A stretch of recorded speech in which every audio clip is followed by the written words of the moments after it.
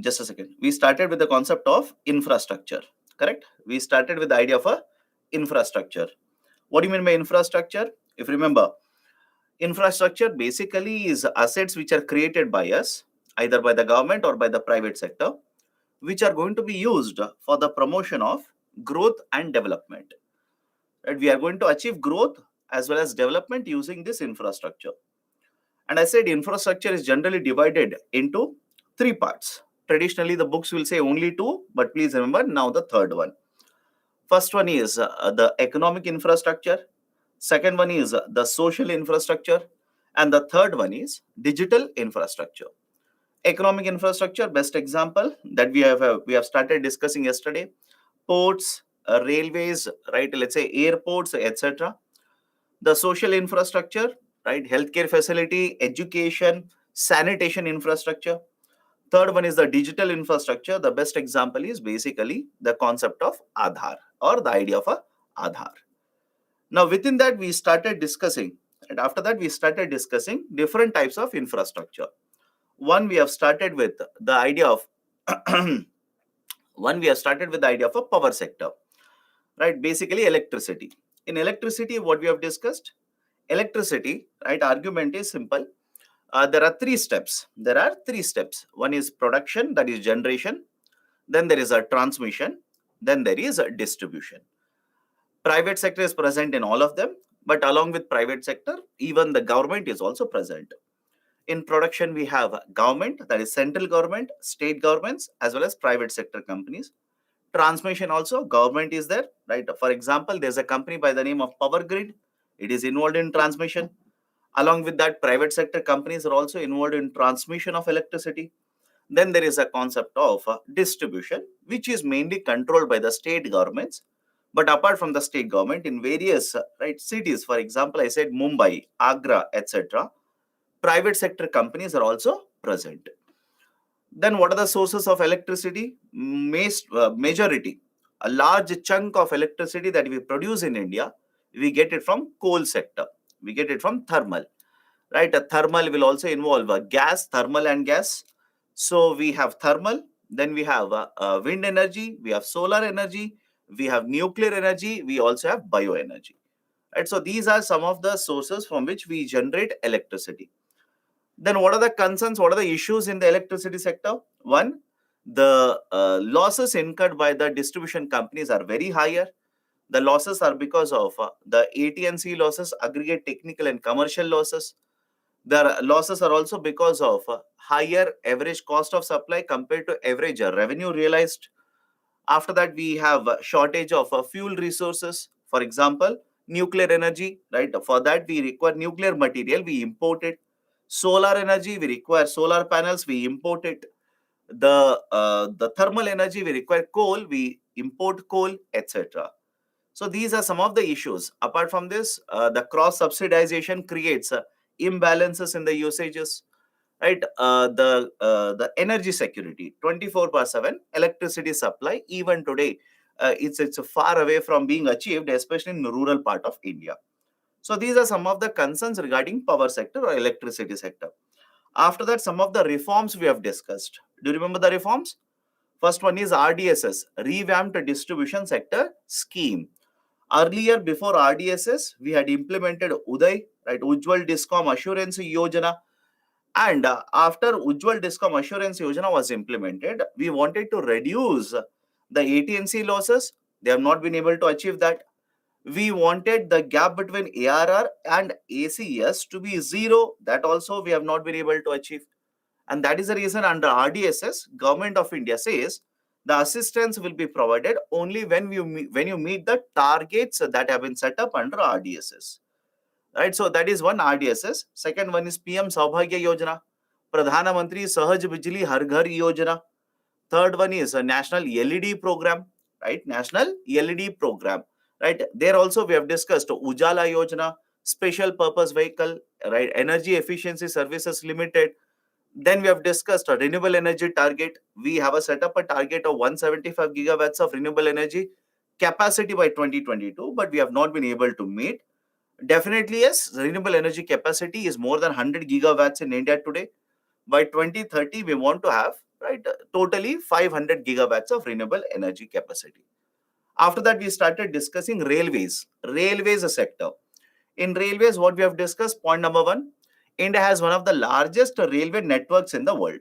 That's a fact. Do not be worried about it. It's a fact, right? India has one of the largest railway networks in the world, right? That is, apart from USA, China, etc. India, right, as far as the ranking is concerned, has fourth largest railway network.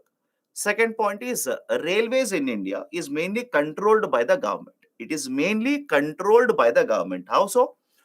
Government of India set up a ministry, and this ministry, right, basically under the departmental undertaking, railways is actually operated in India.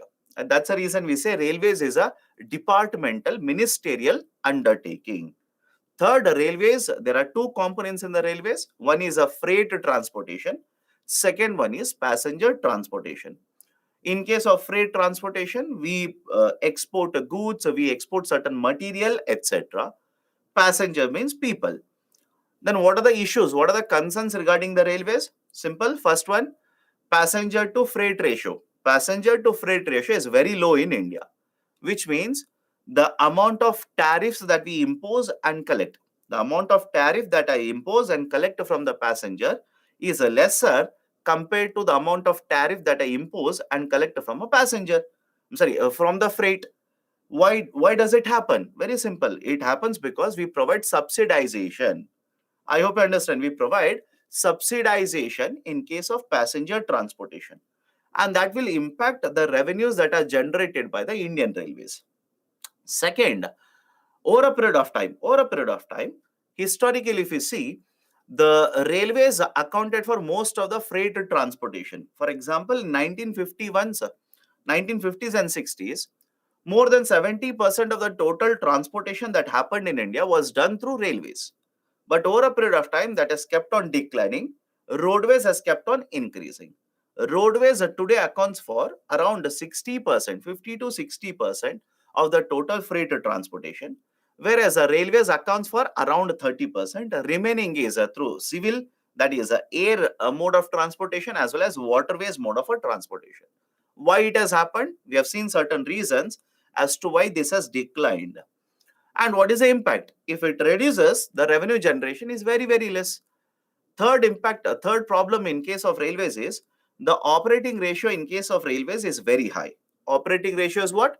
It is the ratio of total expenditure that you are going to incur to generate revenues. In fact, I said in the last 10 years, Indian Railways has recorded the highest operating ratio of around 98.4. Around 98.4, it has been the highest operating ratio that has been recorded by Indian Railways, which means we are spending a lot of money, very high amount of money to generate revenues. Then what are the reforms? What kind of reforms have been implemented by the government in order to address this issue of problems in the railways? We have seen National Rail Plan 2030. We have seen, right, a bullet train project, the merger of union budget, the railway budget with union budget, right, the reforms to promote safety and security in case of railways, etc.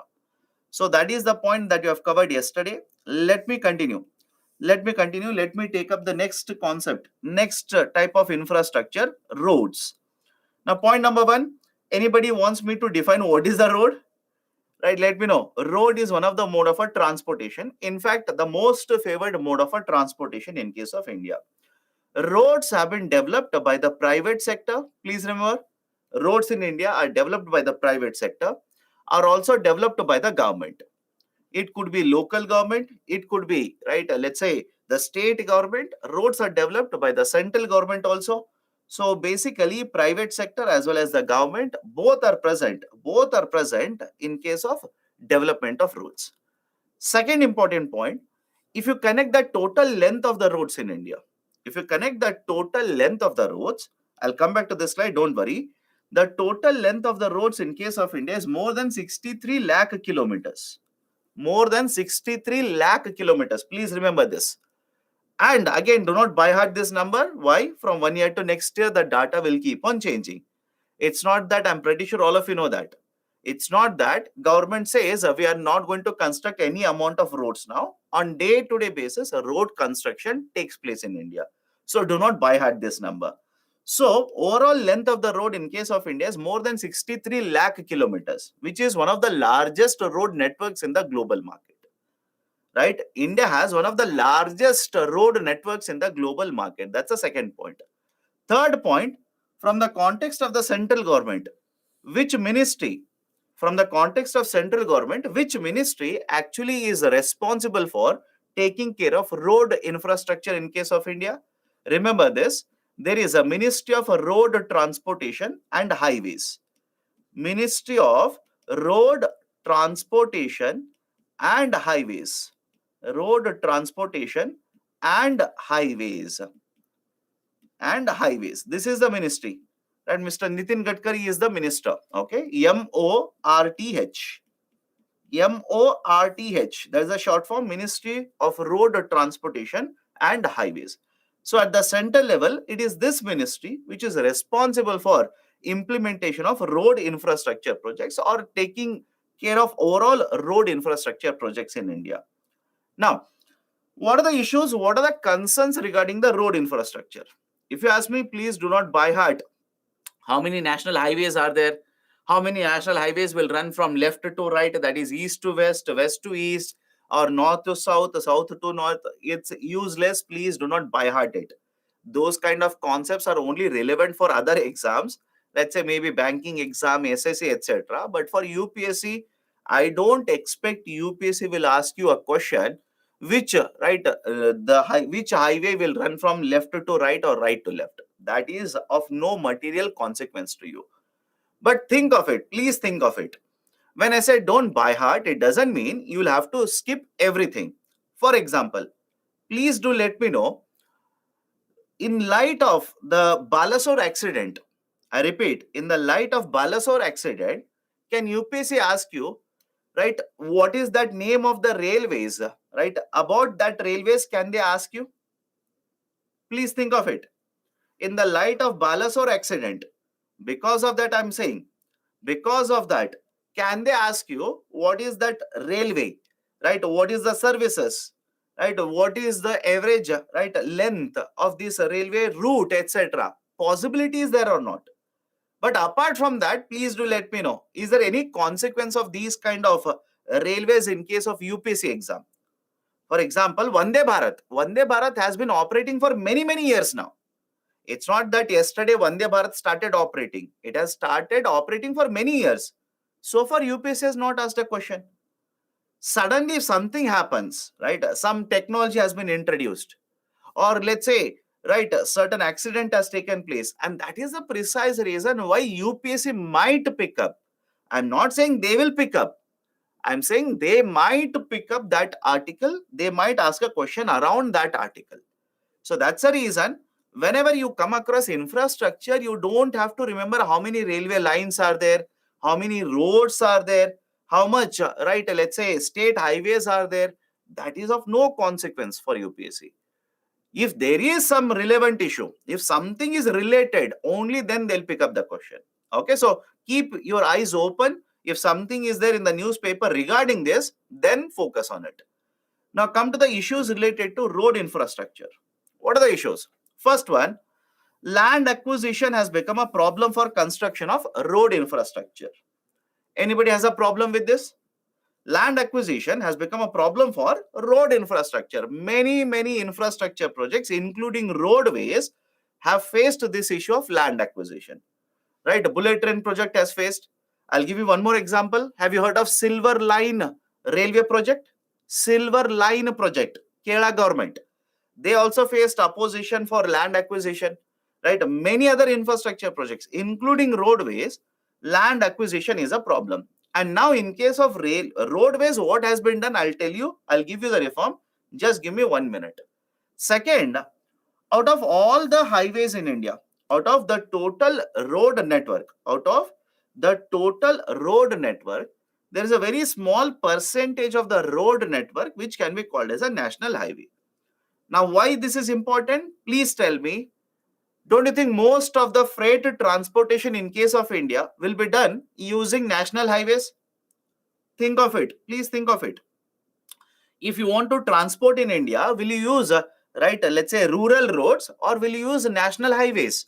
So we mainly use national highways because the lanes are, multiple lanes are there, right? The quality of the road is much more superior. Transportation can be done easily, etc. So national highways is mainly used for transportation in India.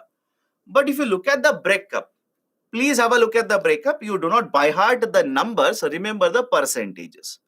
If you look at the breakup, out of total length of 63 plus lakh kilometers, out of the total length of 63 plus lakh kilometers, the state highways account for around 2.6% and the national highways account for 2.2%. If you put both of them together, can I say around 5%? I'm rounding off the number. If you put both of them together, around 5% of the total road network in case of India consists of highways. Now, look at the other part of it. What is the corollary to this? Corollary is 95% of the total road network is other roads. Sir, what do you mean by other roads? Right? Have you seen the roads within the cities? Have you seen the roads within the villages? The roads which will connect the cities and villages, etc. These are other roads. So 95% of the roads in case of India are other roads, and only around 5% of the roads are highways.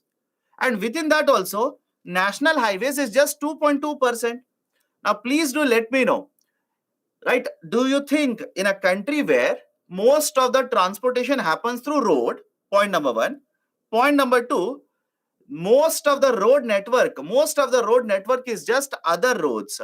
Please think of it and now tell me, don't you think because of this time taken for transportation will be higher? Let me know. Because of this time taken for transportation, will it be higher or not? Yes. What about cost of transportation? What do you think will happen to cost of transportation? The cost of transportation will also be very, very high. In fact, let me prove it with an example. I'll take a current affairs example. Delhi Mumbai Expressway. Government of India's data says that once this Delhi Mumbai Expressway is completed, it is not yet complete, only certain parts, certain stretches are completed. Once the Delhi Mumbai Expressway completely is operational, time taken will come down, right? The average speed on this road is much higher, so you can reach the destination much sooner. The consumption of fuel will also come down. Now please think of it, if all of this is possible, can I say cost of transportation, cost of logistics automatically will come down? All of you okay with this? Cost of logistics, cost of the transportation automatically will come down. So whenever you come across this statement, right, connect the dots. Whenever you come across the statement which says the logistics cost in India is very high, one of the reason is the cost of transportation is very high. And now question is, why cost of transportation is very high? Because most of the transportation is done through road network, and within road network there is very small percentage of the road which can be classified as national highways. And within this also, even Government of India says, within this also, how many roadways, this is national highways, how many roadways are 4-laned, how many national highways are 6-laned, how many of them are 8-laned? It's a very, very small percentage. I'll repeat my statement. Even within this national highways, how many of these national highways are 4-lane, 6-lane and 8-lane? It's a very, very small percentage, which further, right, basically hammers the point that cost of transportation would be higher, time taken for transportation would be higher. Now, those who are asking how can 4-lane, 6-lane national highways affect the time taken cost for transportation, please do let me know. If you are transporting from point A to point B, let's say 5,000 kilometers distance or 2,000 kilometer distance, point A to point B, what would you prefer? a 2-laned national highway or a 6-laned national highway? Let me know. What would you prefer? Right? Infrastructure wise, what would you prefer? A 2-laned national highway or a 6-laned or 8-lane national highway? Don't you think 6, 8, 10, 12-lane national highways are much, much better? Some of you are saying, sir, I will prefer 2-laned. My dear, there is a very famous example given by one of the economists during one of the discussions. Don't worry about the economist. But think of it. Please think of it. The time taken, right? Whatever could be the quality of the national highway, the time taken ultimately depends upon how many lanes you have in a national highway. Why? You can have a Ferrari driving on this road, but if there is only one lane and in front of Ferrari there is a bullock cart. Think of this.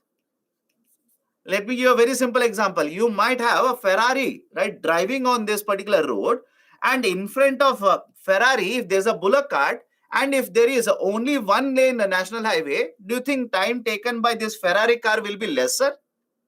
Think of it. Time taken by this Ferrari car to reach the destination would be lesser. No, it will take a very long period of time. Why? Ferrari car doesn't matter. There is only one lane. Bullock cart is there, and behind that there is Ferrari.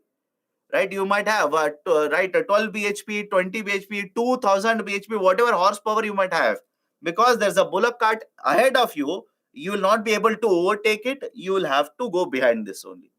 So I hope you understand. I hope you understand the logic behind it. Again, don't write this example in UPSC. Don't write it. But I hope you understand why multiple lanes are better.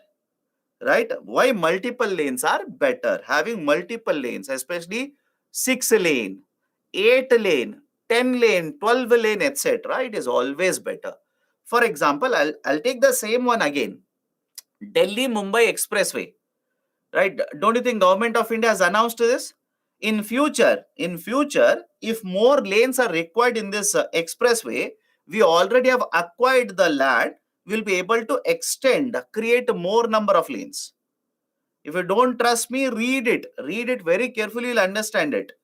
Government of India right now has stated, we have created certain number of lanes in Delhi-Mumbai Expressway. But in future, if there is more traffic, if I want to extend, if I want to create more lanes, then I already have land. I'll be able to create more lanes in this expressway. So this is one more very important point. Please remember this. So I'll come back to the problem again.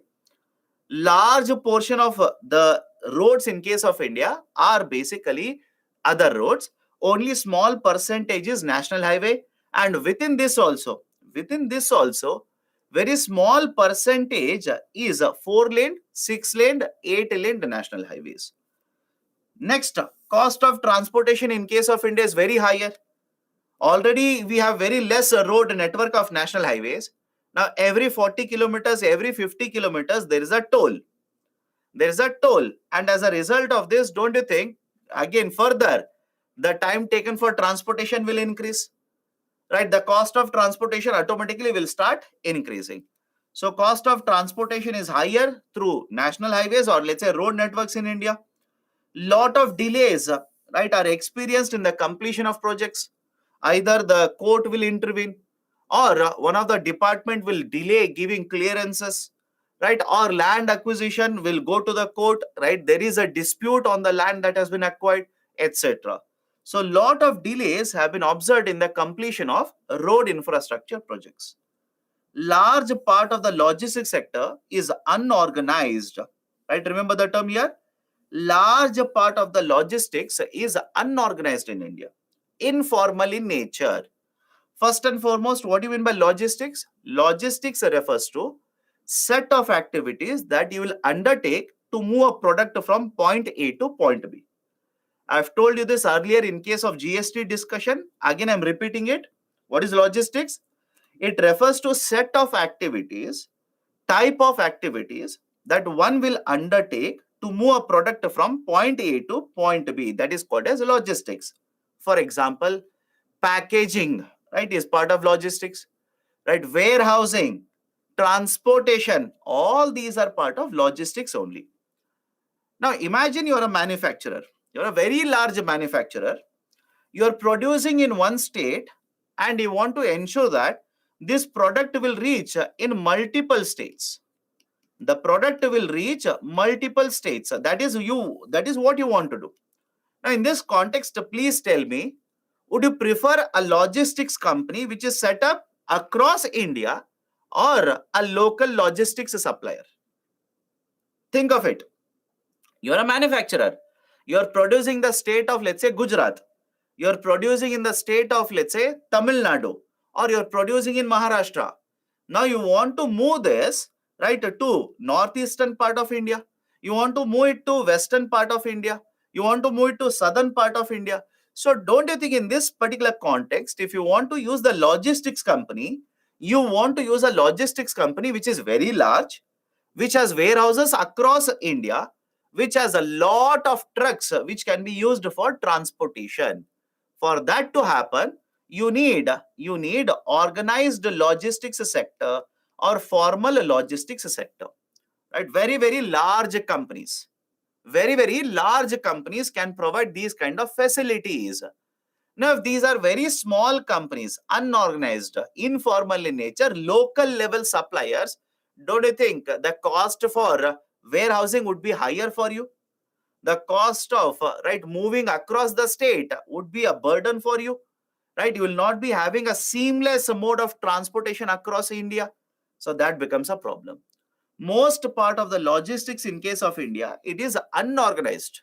Very small players are present. They will not be able to provide the services across India for you.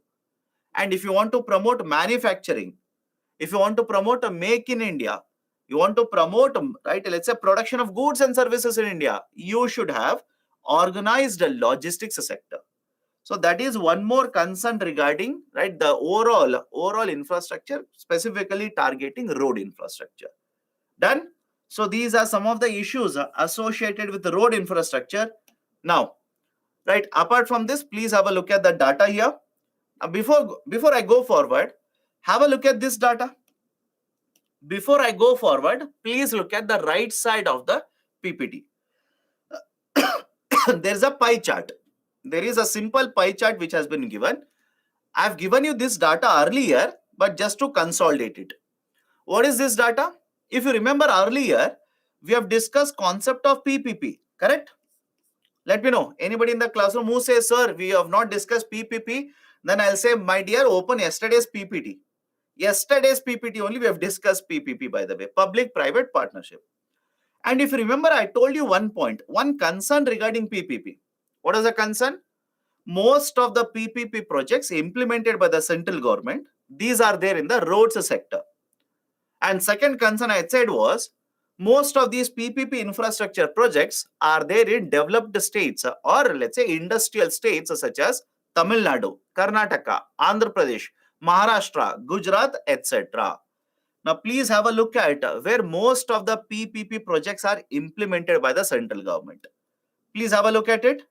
More than half of the PPP projects which are implemented by the center are in the roads sector, and remaining are there in ports, airports, right, etc. These are others, which is around 45%. Right? So this is one more data set. Please remember this. Now, what are the reforms? What kind of reforms have been implemented by the center to promote a road infrastructure project? Point number one. Have you heard of FASTag? Anybody in the classroom who says, sir, what is this FASTag? I've never heard of it. Right? Many of you, I'm pretty sure, you have seen it, you have used it, you have cars or your parents have cars, your friends have cars, right? You have been traveling from one national highway to another national highway. You have already paid the toll using the FASTag. Now, please tell me, what is the advantage of FASTag? Advantage. I don't want you to know the process under economics. What is the advantage of FASTag? Can I simply say, compared to earlier, now you will take lesser time to cross a toll? Yes or no? Compared to earlier situation, earlier what used to happen? You will go, right? You will stand in the counter, then you will start searching for money. You will search, then you will pay, and the person behind you will keep on honking at you. And now the other person who has received cash will give you a receipt. Then the other person will start searching for the cash, right? They will give cash. Now you will count the change. Then you will start moving, right? You will cross the toll. By that time, imagine the time that has been consumed, right? How many, right? Let's say vehicles will be queued up behind you, etc., etc. So in simple terms, time taken for crossing a toll would be higher, congestion would be higher. That is, number of vehicles in the queue would keep on increasing. Now, instead of that, government says we will use a fast tag. It is mandatory. It is compulsory now. In case of a fast tag, right, technology used, a scanner will be used, and once you go, right, stand below the scanner or ahead of the scanner, they will scan, and the money will be deducted from your account. That is basically concept of fast tag. Now, because of this, the time taken will reduce, congestion will reduce, and it will help in easier, seamless transportation across national highways. So, all of you okay with fast tag now? Please do let me know. It will reduce congestion. It will reduce the time taken. It will increase the distance that can be covered. All of you remember GST? Anybody in the classroom who says, sir, what is this GST? I'm hearing GST for the first time, goods and services tax. Now, please tell me, with implementation of GST, has the time taken for transportation reduced or not? Has the time taken for transportation of goods, has it reduced across the state boundaries? Of course, yes. In fact, we have discussed earlier check post concept was there, right? And now there is no check post, easier movement across the border, as a result of which on day-to-day basis, more distance can be covered. So let me know. These two reforms will reduce the time taken for transportation, as well as cost of transportation will also come down. Right, so first very important reform is the fast tag as well as the goods and services tax. Second, in order to promote the development of national highways, government is promoting a new model of investment. We are promoting a new model of investment such as a hybrid annuity model. So PPP model, we have a EPC, we have BOT, we have a hybrid annuity model. So new models of promotion of road infrastructure are being used by the government, right? Hybrid annuity model. That's a second important reform. Third very important reform, logistics sector has been given infrastructure status. Now, please tell me, those who have revised, read, etc., please tell me, did we come across the term infrastructure status in earlier classes? Let's see. Let's see how many of you remember.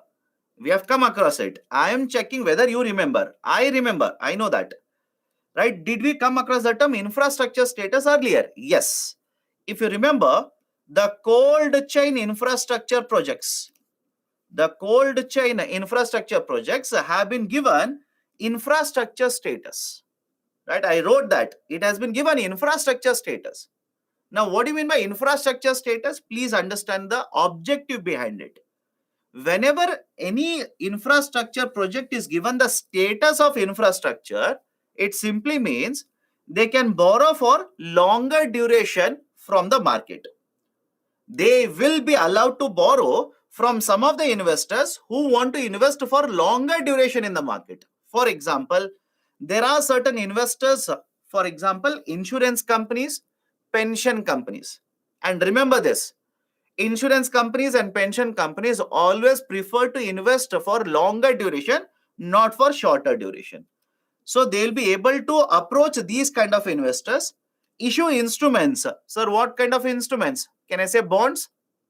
Think of it, right? Can these companies be allowed to issue bonds now, long-term bonds, and borrow from the market? Of course, yes. Second, can borrow at a lower rate of interest from the external market as well. Can they approach under ECB? Can they approach external market and borrow at a lower rate of interest? Of course, answer is correct. And third one, they will become eligible to borrow from certain financial institutions which will provide infrastructure loans. Simple. They will be able to approach certain institutions which will provide infrastructure loans. For example, do you remember NABFID? Do you think any BFID will provide, right, let's say personal loan to you and me? Do you think any BFID will provide gold loan to you and me? No, any BFID is infrastructure financing. And there is also one more company in India, India Infrastructure Financing Company. So whenever you are given infrastructure status, these are the advantages. These are the advantages. You can take loans for a longer duration easily in the market. So cold chain has been given infrastructure status. Even the logistics sector has been given infrastructure status by the government. And because I'm discussing so much about loans, just a deviation now, just a detour. Today's Hindu newspaper, any important article in today's Hindu newspaper? The first page, there is an article on inflation. The first page, there is an article on inflation. Please read that. Then there is a central page article, editorial, frictionless credit. Have you come across the concept of frictionless credit in the last 2 weeks? Let me know. In fact, even in the classroom, I gave you an idea of what is a frictionless credit. Right? There is the article in Hindu newspaper. Please read that. Please read that. Very nice article, by the way. And lucky for you, small article. It's not a very large article, very small article, editorial. And the third important article, again, not very, very important, but again, to a certain extent important, there is an article about onion. Union government minister has asked farmers, has requested farmers not to go for distress sales of onion because the government agencies are procuring onion and selling it in the market. Right? There is an article about onion procurement. Please, onion, whatever you want to call it as. Right? There is an article on that. Please read that. So, as far as I am concerned, in Hindu newspaper, these 3 articles are important. Do not miss out. Please read it. Please read it. Okay. So this is one more very important reform in the context of road infrastructure. Next, Government of India has also set up a new division under the Ministry of Commerce. Right, a new division has been set up, that is a logistics division. Now, what is this logistics division? Point number 1, it has been created in the year 2017. The logistics division has been set up, has been created in 2017. It has been tasked with the integrated development of logistics sector. What do you mean by integrated development? For example, if there are any policies of Government of India which are actually hindering means slowing, hindering the process of road infrastructure, logistics infrastructure, this division can give recommendation to government. They can advise Government of India to make changes to the policy. Imagine a new technology is available which can be promoted in making the transportation much more easier, much more smoother, seamless transportation can be done. So adoption of technology can be promoted by this division. It will give certain recommendation to adjust existing procedures, to make changes to the existing procedures to Government of India. If there are any issues in the whole logistics sector, then they will identify the issues and give recommendation to the government. Right? So these are some of the let's say functions, some of the duties of the logistics division, which has been set up very, very recently by the government. And this is one more very important reform. Now, some of you might ask, sir, what is the use of this? What is the use of it? My dear, please tell me, don't you think having a separate division for logistics sector will mean that there is more emphasis on the development of logistics sector that is given by the Government of India now? Think of it. Having a separate division, does it not mean government is now focused on the promotion of logistics sector? Government wants you to participate in it as a private sector. If there are any issues, there is a division, get in touch with, raise your concerns. Now government will try to address it. That's the whole argument. Okay. Now, in order to promote road connectivity, construction of roads, Government of India also has launched Bharatmala Pariyojana. Under Bharatmala Pariyojana, the total target that the government of India wants to construct roads, the total target is 34,800 kilometers. Now, under this Bharatmala Pariyojana, government wants to construct roads in border areas. They want to construct roads in coastal areas, etc. Right? So, under Bharatmala Pariyojana, the target is basically to construct different types of roads and not normal national highways in coastal region, in border regions, etc. That is the target under Bharatmala Pariyojana. Next, Bhumi Rashi Land Acquisition Portal. Understand this carefully.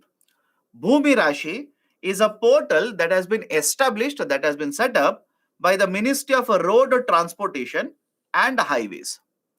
Okay, it's a portal. It's a website which has been set up by the Ministry of Road Transportation and Highways. Now, why? What is the use of this Bhumi Rashi portal? Let me explain this. Listen to me carefully.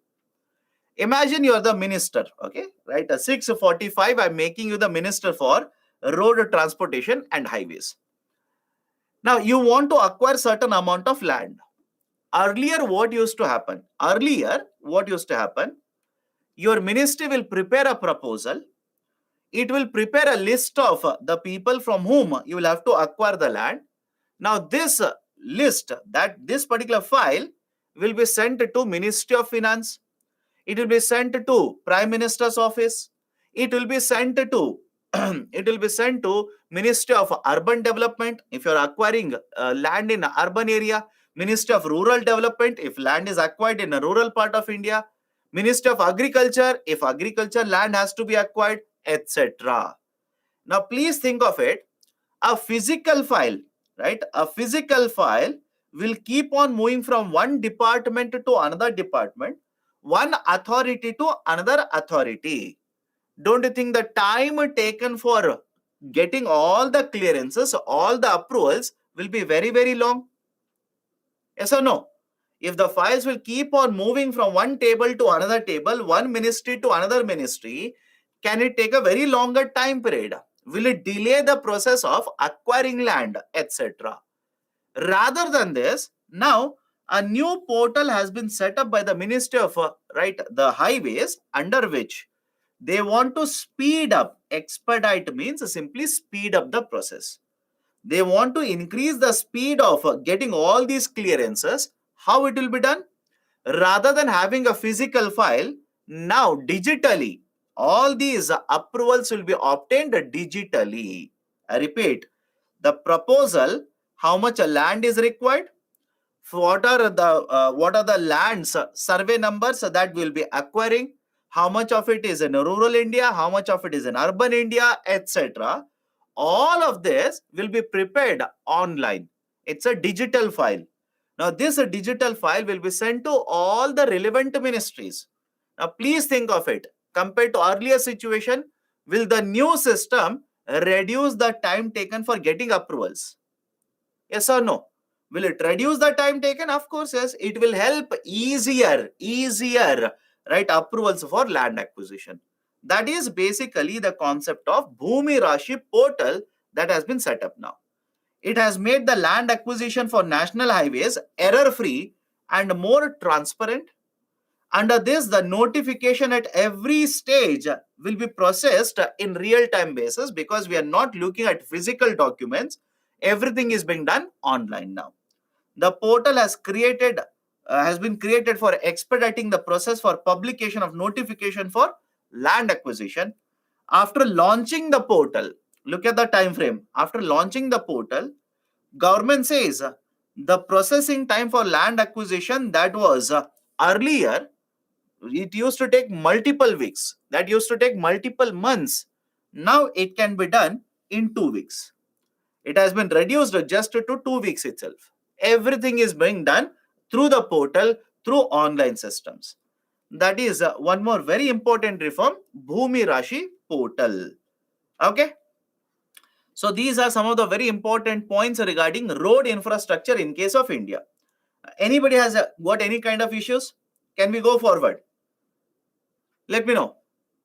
Sir, what you're discussing, is it there in book? My dear, these concepts are not there in book. I've taken everything from current affairs. What is Bharatmala? My dear, Bharatmala initiative, under that, Government of India targeted construction of certain length of road. It was actually broken down into two component in the sense that the total 34,800 kilometers are broken into two components. One is around 25,000 kilometers and the second one is 10,000 kilometers. In fact, if you are reading newspapers, the Bharatmala Pariyojana phase 1 of Bharatmala Pariyojana was supposed to be completed by 2022. I repeat, the phase 1 of Bharatmala Pariyojana was supposed to be completed by 2022. But what has happened? Because of the pandemic, because of unavailability of labor, etc., now Government of India says we will not be able to complete Bharatmala Pariyojana by 2022. We'll be able to achieve this by 2027. We'll be able to achieve this by 2027. So simple idea. We want to construct a 34,800 kilometers length of road network. Point number one. Point number two, there are two phases under Bharatmala Pariyojana, phase 1 and phase 2. Point number three, right, the total length of road network consists of coastal roads, border roads, etc. These are the important points. Done? What types of mains questions asked from here? Right, you cannot expect what kind of questions UPSC will ask. Right, for example, earlier there is a question on PPP. Discuss the advantages of PPP in airports. Earlier that question was asked by UPSC. Right, earlier Gati Shakti. Right, if you have checked the question papers, not in GS paper 3, but in other GS paper, right, the target was geography there. There was a question on Gati Shakti. What is the importance of Gati Shakti initiative, etc. So I hope you understand. Right. So basically, I hope you understand different types of questions have been asked and they can ask you all of this. Okay, done. How publication of notification is a reform? My dear, publication of notification is not a reform. The time taken, the overall time taken has been reduced. That is the reform. I hope you understand. Some of you are asking how publication of a notification can become a reform. I did not say publication is a reform. I said through the portal, we have been able to cut short the time that is generally consumed. That is the reform. That is the point. Okay. Again, sir, how can this be reform? How can that be reform? Don't waste your time. Simply by heart them. Simply by heart them. Okay. Next, port infrastructure. Next one is port infrastructure. Now, please have a look at the picture that is there in the slide. Please have a look at the picture. Why? Rather than explaining that everything related to port, if you have a look at the picture, it is much more easier to understand. What can you see in the picture? Point number one, can you see containers here? Let me know. Anybody, right, who is not able to see, please do let me know. Can you see the containers? Can you see this? These are nothing but containers. Sir, what is the use of the containers? You want to export a good, you will put in the container will be taken. You want to import something, all the goods will be put in containers will be used for transportation. Point number two, can you see certain infrastructure? That is basically crane infrastructure here. Let me know. Can you see crane infrastructure? Certain infrastructure is there. Sir, what is the use of this infrastructure? This infrastructure is actually used either to load containers into the ship or take off, unload the containers from the ship. Any problem, please do let me know right now. Because why? Suddenly I will say technology used in India is lower. And you will ask me, sir, what is the use of technology? Simple argument. Can you see the containers or not? Yes. Can you see a vessel which is standing here? Let me know. A vessel which is standing here. There is one vessel here, ship. Vessel is nothing but ship. There is one more vessel here. There is one more vessel here, etc. We'll use all these points. Please remember them. Right? Don't keep on asking why all of this is important, etc. You will use all of the points. Now, point number one. Ports generally are divided into two parts or two types. The ports are divided into two types in India. One is called as a major port. Second one, minor ports. I am writing minor. Some of the times they will also use a term non-major port. Okay, don't be confused. Sometimes they will also use a term non-major port. So major port, non-major port. Point number one.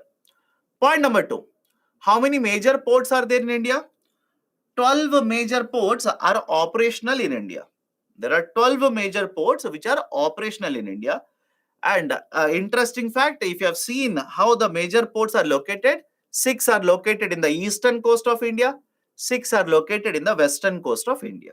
Okay, along the eastern coast as well as western coast, these are 12 the major ports which are operational are located. In fact, Government of India has proposed a 13th major port. As far as I know, it is not yet operational. It will take time. It will take time. Okay. Now, 12 major ports are operating in India. Now, these major ports are controlled in the sense that they will come under the regulation which are set up by the central government. I'll repeat the statement. The major ports, central government will have a law. Under the law, these 12 major ports are regulated. Which law has been implemented by the government? The Major Port Authorities Act.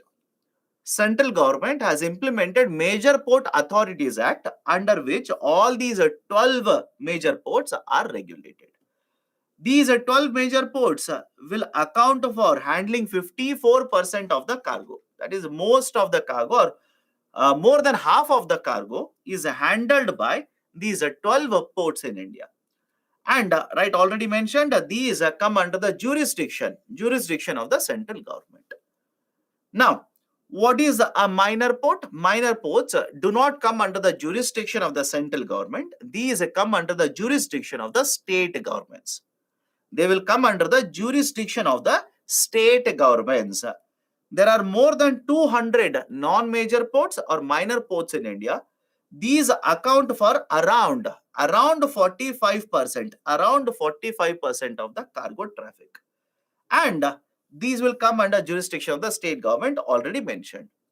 Right, so this is basically the classification of major as well as a minor port. What is cargo? Cargo means anything that will be transported. Right, in case of railways, we use the term freight. In case of ports, we use the term cargo. For example, can you import a car?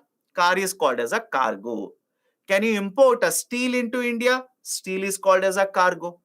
Cargo is a very general term, very generic term, which is used right in case of the port sector. Right? Cargo means anything that is imported or exported. It could be a good, it could be a material, it could be anything. Right? So that is basically the term cargo. And as expected, two of the students are asking, sir, you have written 54% and 45%. Where is the remaining 1%? My dear, please read very carefully. I have written around 54% and over 45%. These are not absolutely right exact numbers. These are not absolute numbers. Certain decimals are there. I have not written decimals. So if you take even the decimals, right, overall it will be 100%. Okay, right. So basically, most of the cargo that is handled in India, it has been handled by the major ports.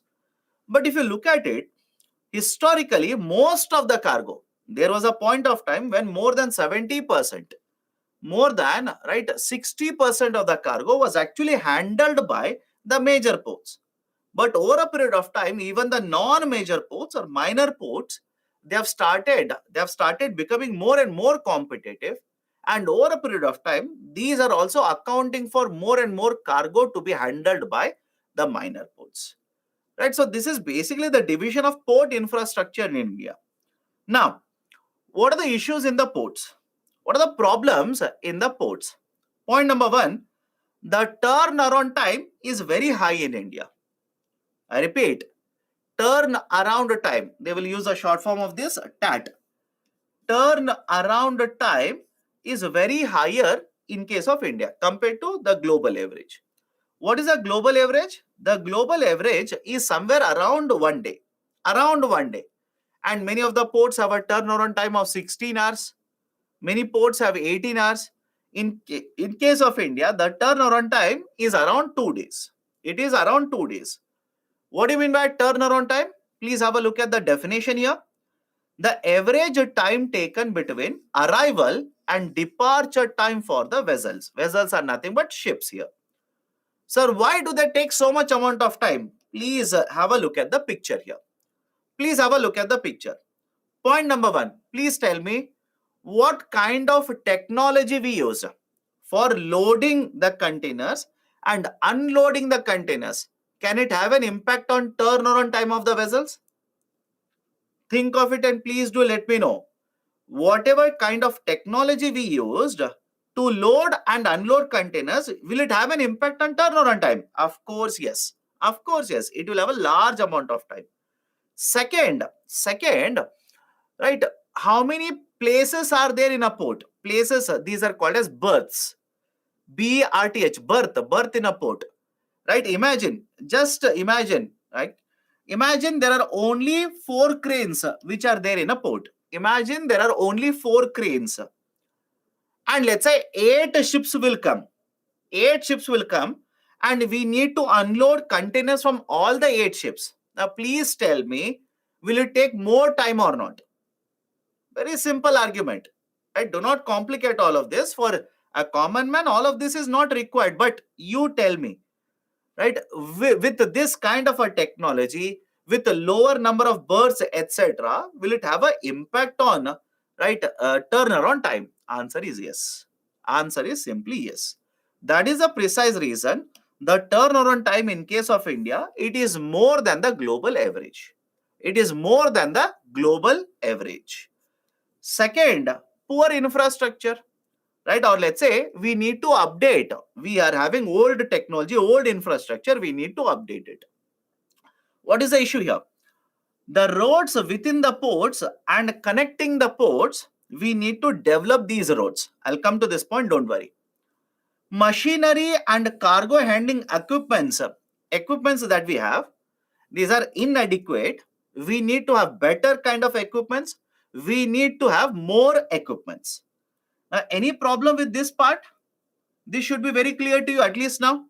Having looked at the picture, the number of equipments we have, the type of equipments we have, we need to work on that. We need to improve upon that so that, right, the infrastructure in the port will improve and automatically the turnaround time will also come down. Now, what is this roads which are connecting ports as well as within the ports? Why are we talking about it? Right? Why are we talking about it? Reason is simple. Have you seen the vehicles which are used for transporting these containers? Let me know. Have you seen the vehicles which are used for transportation of these containers? Are these small vehicles or very large vehicles? Right? These are very, very large vehicles, which means you should have longer, right? Let's say you should have more number of roads. Is the logic okay? Lanes. I'm talking about lanes. You will have to have more number of lanes. And you should also ensure that any road that is used for entering into port, right? Any road that is used for entering into port and exiting the port, there also you should have sufficient number of lanes. Otherwise, please tell me, with these longer vehicles and larger vehicles, will the congestion to enter into port increase or not? The congestion while exiting the port, will it increase or not? Of course, yes. Right, I hope you understand the logic behind it. Congestion will be very, very high. And please understand the next problem. Companies hire these services. Companies actually hire these services. If you take more time to enter into port, will the time for transportation increase? Will the cost of transportation increase? Yes. If you are taking more time to exit the port, time taken increases, cost, right, which is incurred will also start increasing. So there is a need to develop a better quality road infrastructure which are within the port as well as which are connecting the port infrastructure in India. Any problem with this? Can we go forward? Any problem, please do let me know. And this road infrastructure is very important. Some of you might simply say, sir, why should we focus on road infrastructure? My dear, most of the transportation in case of India is done through road only. It is done through road. So don't you think you should work on the road infrastructure, especially near the ports and within the ports? Next, suboptimal modal mix. Suboptimal modal mix. Most of the transportation in case of India is done through the road network. It is very, very inefficient. It is very inefficient. Why? The cost of transportation is very high. The emissions that you're causing is also very high. Then what should be the alternative to this? What should be the alternative for the road network? The alternative is waterways. We'll discuss waterways in couple of minutes. Have patience. The alternative to the road network is waterways. We'll come to this. Next, time taken for getting custom clearances. Customs clearances means, imagine you will have to import a product. You will have to first go to the customs officials, submit all the documents, then they will allow you to import this good, right? Or they will allow you to take the good out of the port. Until unless you do not get the custom clearances, you are not allowed to take these goods outside the port infrastructure. So getting clearances through customs, until very recently, it was very time consuming process. In fact, now Government of India has introduced the concept of Turant Customs. Turant Customs. What do you mean by Turant Customs? You can submit all these applications to import a good online. Everything will be done online now. Paperless customs process has been introduced. Right? So Turant Customs has been introduced in order to ensure a seamless, smoother clearances by the customs officials. And finally, issues with the linkages with other regions. Right? India, understand this, India exports a lot of goods, imports a lot of goods. Now imagine you're a manufacturing facility which is present in Madhya Pradesh, and have a look at this. Imagine manufacturing unit is there in Madhya Pradesh and you have imported raw material. It is sitting in Tamil Nadu port. It is sitting, let's say, in the port of West Bengal, in the port of Odisha, or it is sitting right in Bombay port or Gujarat port for that matter. Don't you think what is the connectivity to these inner parts of or inner regions of India? These connectivity will also make a lot of difference whether the imports can be done very easily, right, or on time basis, or the cost of imports is very, very high. Right? So issues with the linkages with other regions, other parts of India as well. Okay, so these are some of the very important concerns regarding, right, the port infrastructure or overall import and export using port infrastructure. Done? Now, what reforms have been implemented? What reforms? I'll discuss two very important reforms here. First one is Sagarmala Initiative of Government of India. First one is Sagarmala Initiative. What is the Sagarmala Initiative? Please understand this. Under Sagarmala Initiative, Government of India, one, wants to ensure that the cost of transportation will be reduced. How they will do that? Have patience, I'll tell you. They want to reduce cost of transportation. They want to make it easier, right, for importing as well as exporting through containers from India. They want to make it easier. They want to promote the time taken or optimize the time taken for importing as well as exporting through containers from India. Point number 3, they want to promote export competitiveness. They want to promote export competitiveness. And fourth one, they want to ensure in the future, whenever industries are established, these are established nearby the port, nearby the portal region or coastal region in India.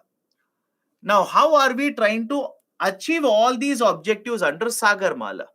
What are we doing under Sagarmala to achieve all of them?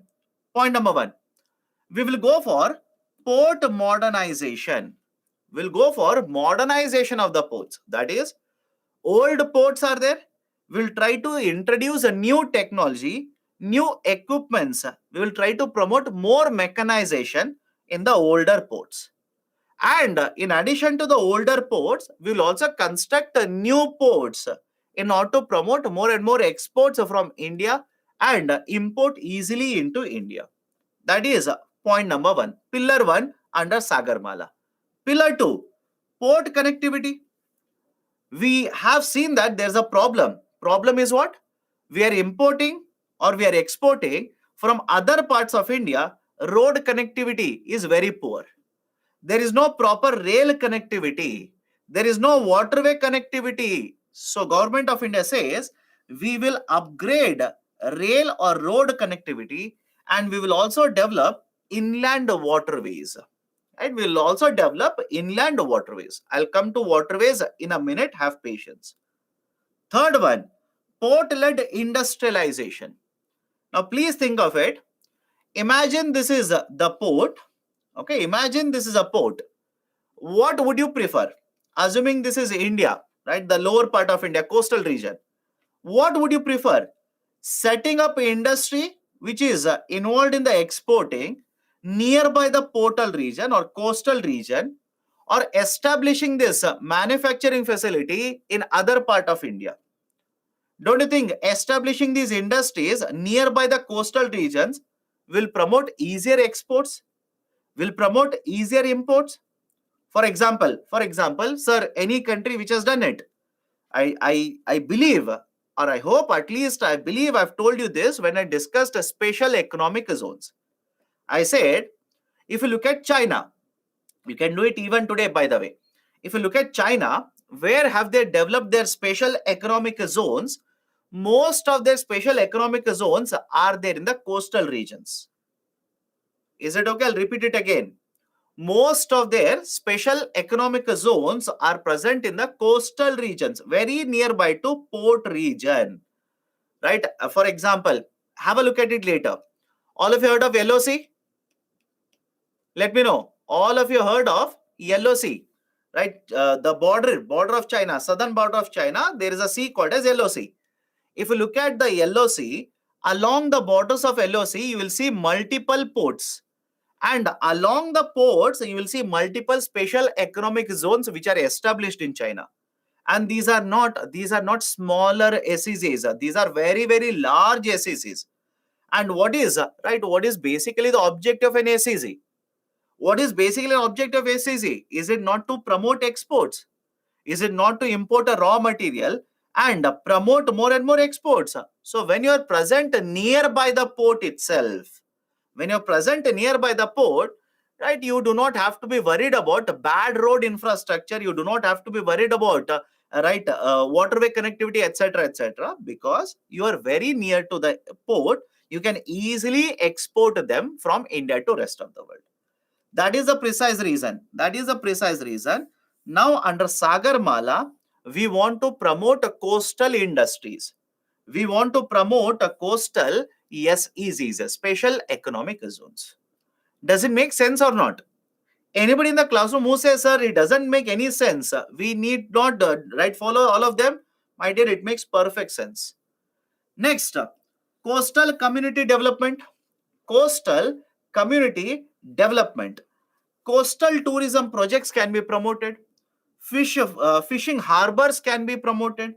Right, fish processing centers can also be promoted, right, nearby the coastal region itself.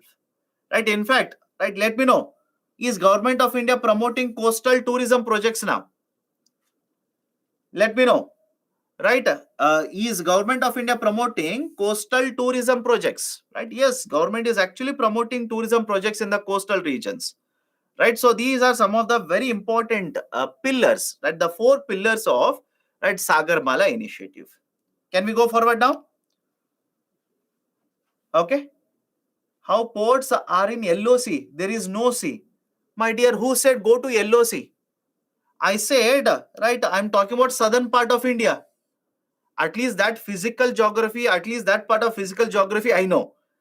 Right, we do not have sea, right, where we have LOC. I'm talking about the coastal region. Where do you think there is a coastal region? And so wherever coastal region is there, argument is that, okay. Don't go to India-Pakistan border and set up, the coastal region there. There is no sea there. I know that. But that is the reason I was talking about the coastal region in India. Okay. But port-led industrialization would create regional indifferences and it may reduce the development of non-coastal states. Any positive reform after this situation? My dear, why do you always assume? Why do you always assume this is the only reform which will lead to a disparity? Right? Don't you think PLI can be promoted throughout India? Let me know. I hope you understand. PLI will be promoted, throughout India. Make in India can be promoted throughout India. So there is already various industrial policies which are being promoted throughout India. What government says is special economic zones are for exporting purposes. So it makes more sense for you to set up SEZ near the port rather than away from the port, especially if you're a manufacturing SEZ.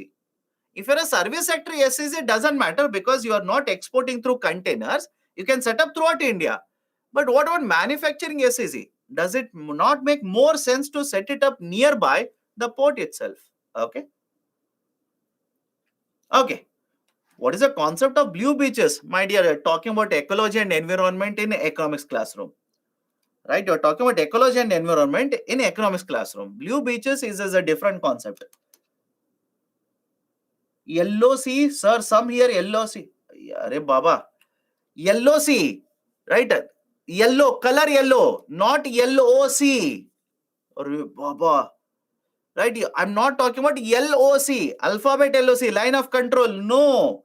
I'm talking about yellow, color yellow sea. I'm actually surprised. Right? People are unaware about LOC. Right, my dear, please look at that's a reason. I don't know whether you're doing this or not. Whenever you prepare for UPSC, you should do this one exercise. Just a detour. Just 30 seconds. Purchase political maps. Purchase, these geography maps. Paste them. Keep on observing because map based questions are very famous in UPSC. I'm talking about this yellow sea, color yellow. I'm talking about that yellow sea, not LOC. No, I'm not talking about a line of control. I'm not talking about border. I'm talking about a sea here. Okay. Okay. Anyways, national waterways. Okay. Next, inland waterways. Because we have come across the term waterways very often now. What is this concept of waterways? Simple. We are going to use the flow of the river water. We are going to use the flow of the lakes, right? Or let's say canal water for the movement of goods or passengers. That's it. For the movement of goods, that is a freight or passenger, we are going to use the flow of waterways. And these are called as inland waterways. These are referred to as inland waterways. Now, point number one. Second, India has an extensive network of inland waterways. Right now, the total length of navigable water, navigable means which can be utilized for movement. Okay, so total length of navigable waters is around 20,200 kilometers. This basically is the sum total of how much length of waters is available for navigation purposes in the rivers as well as canal waters. Right, it is 20,200 kilometers. In case of China, it is more than 1 lakh kilometer. It is more than 1 lakh kilometer. In case of India, it is 20,200 kilometers. Now, earlier, please understand, earlier, Government of India had declared 5 national inland waterways. I repeat, government earlier had declared 5 inland national waterways. National waterways simply means whenever any waterway, for example, sir, what is the meaning of national inland waterway? Think of it. Can I say a river water will flow in multiple states? All of you okay with this? The river water will flow in multiple states. For example, sir, what is this concept? I don't know whether the river will flow in multiple states or not. If you are reading newspapers, is there again the discussion on Kaveri water distribution? Let me know. Interstate river water disputes. Is it there again in the newspaper? It was there yesterday. Please read that. Karnataka government has approached Supreme Court. Again, Supreme Court is open to looking into the Kaveri water river distribution. So I hope you understand. I hope you understand. River will flow in multiple states. Now, who should maintain these river waters? Maintain in the sense we are going to use these river waters for the movement of goods. So now who is the authority which will basically ensure that these waterways will be used? Who will maintain all of these waterways whenever it is declared as a national waterway? Remember this.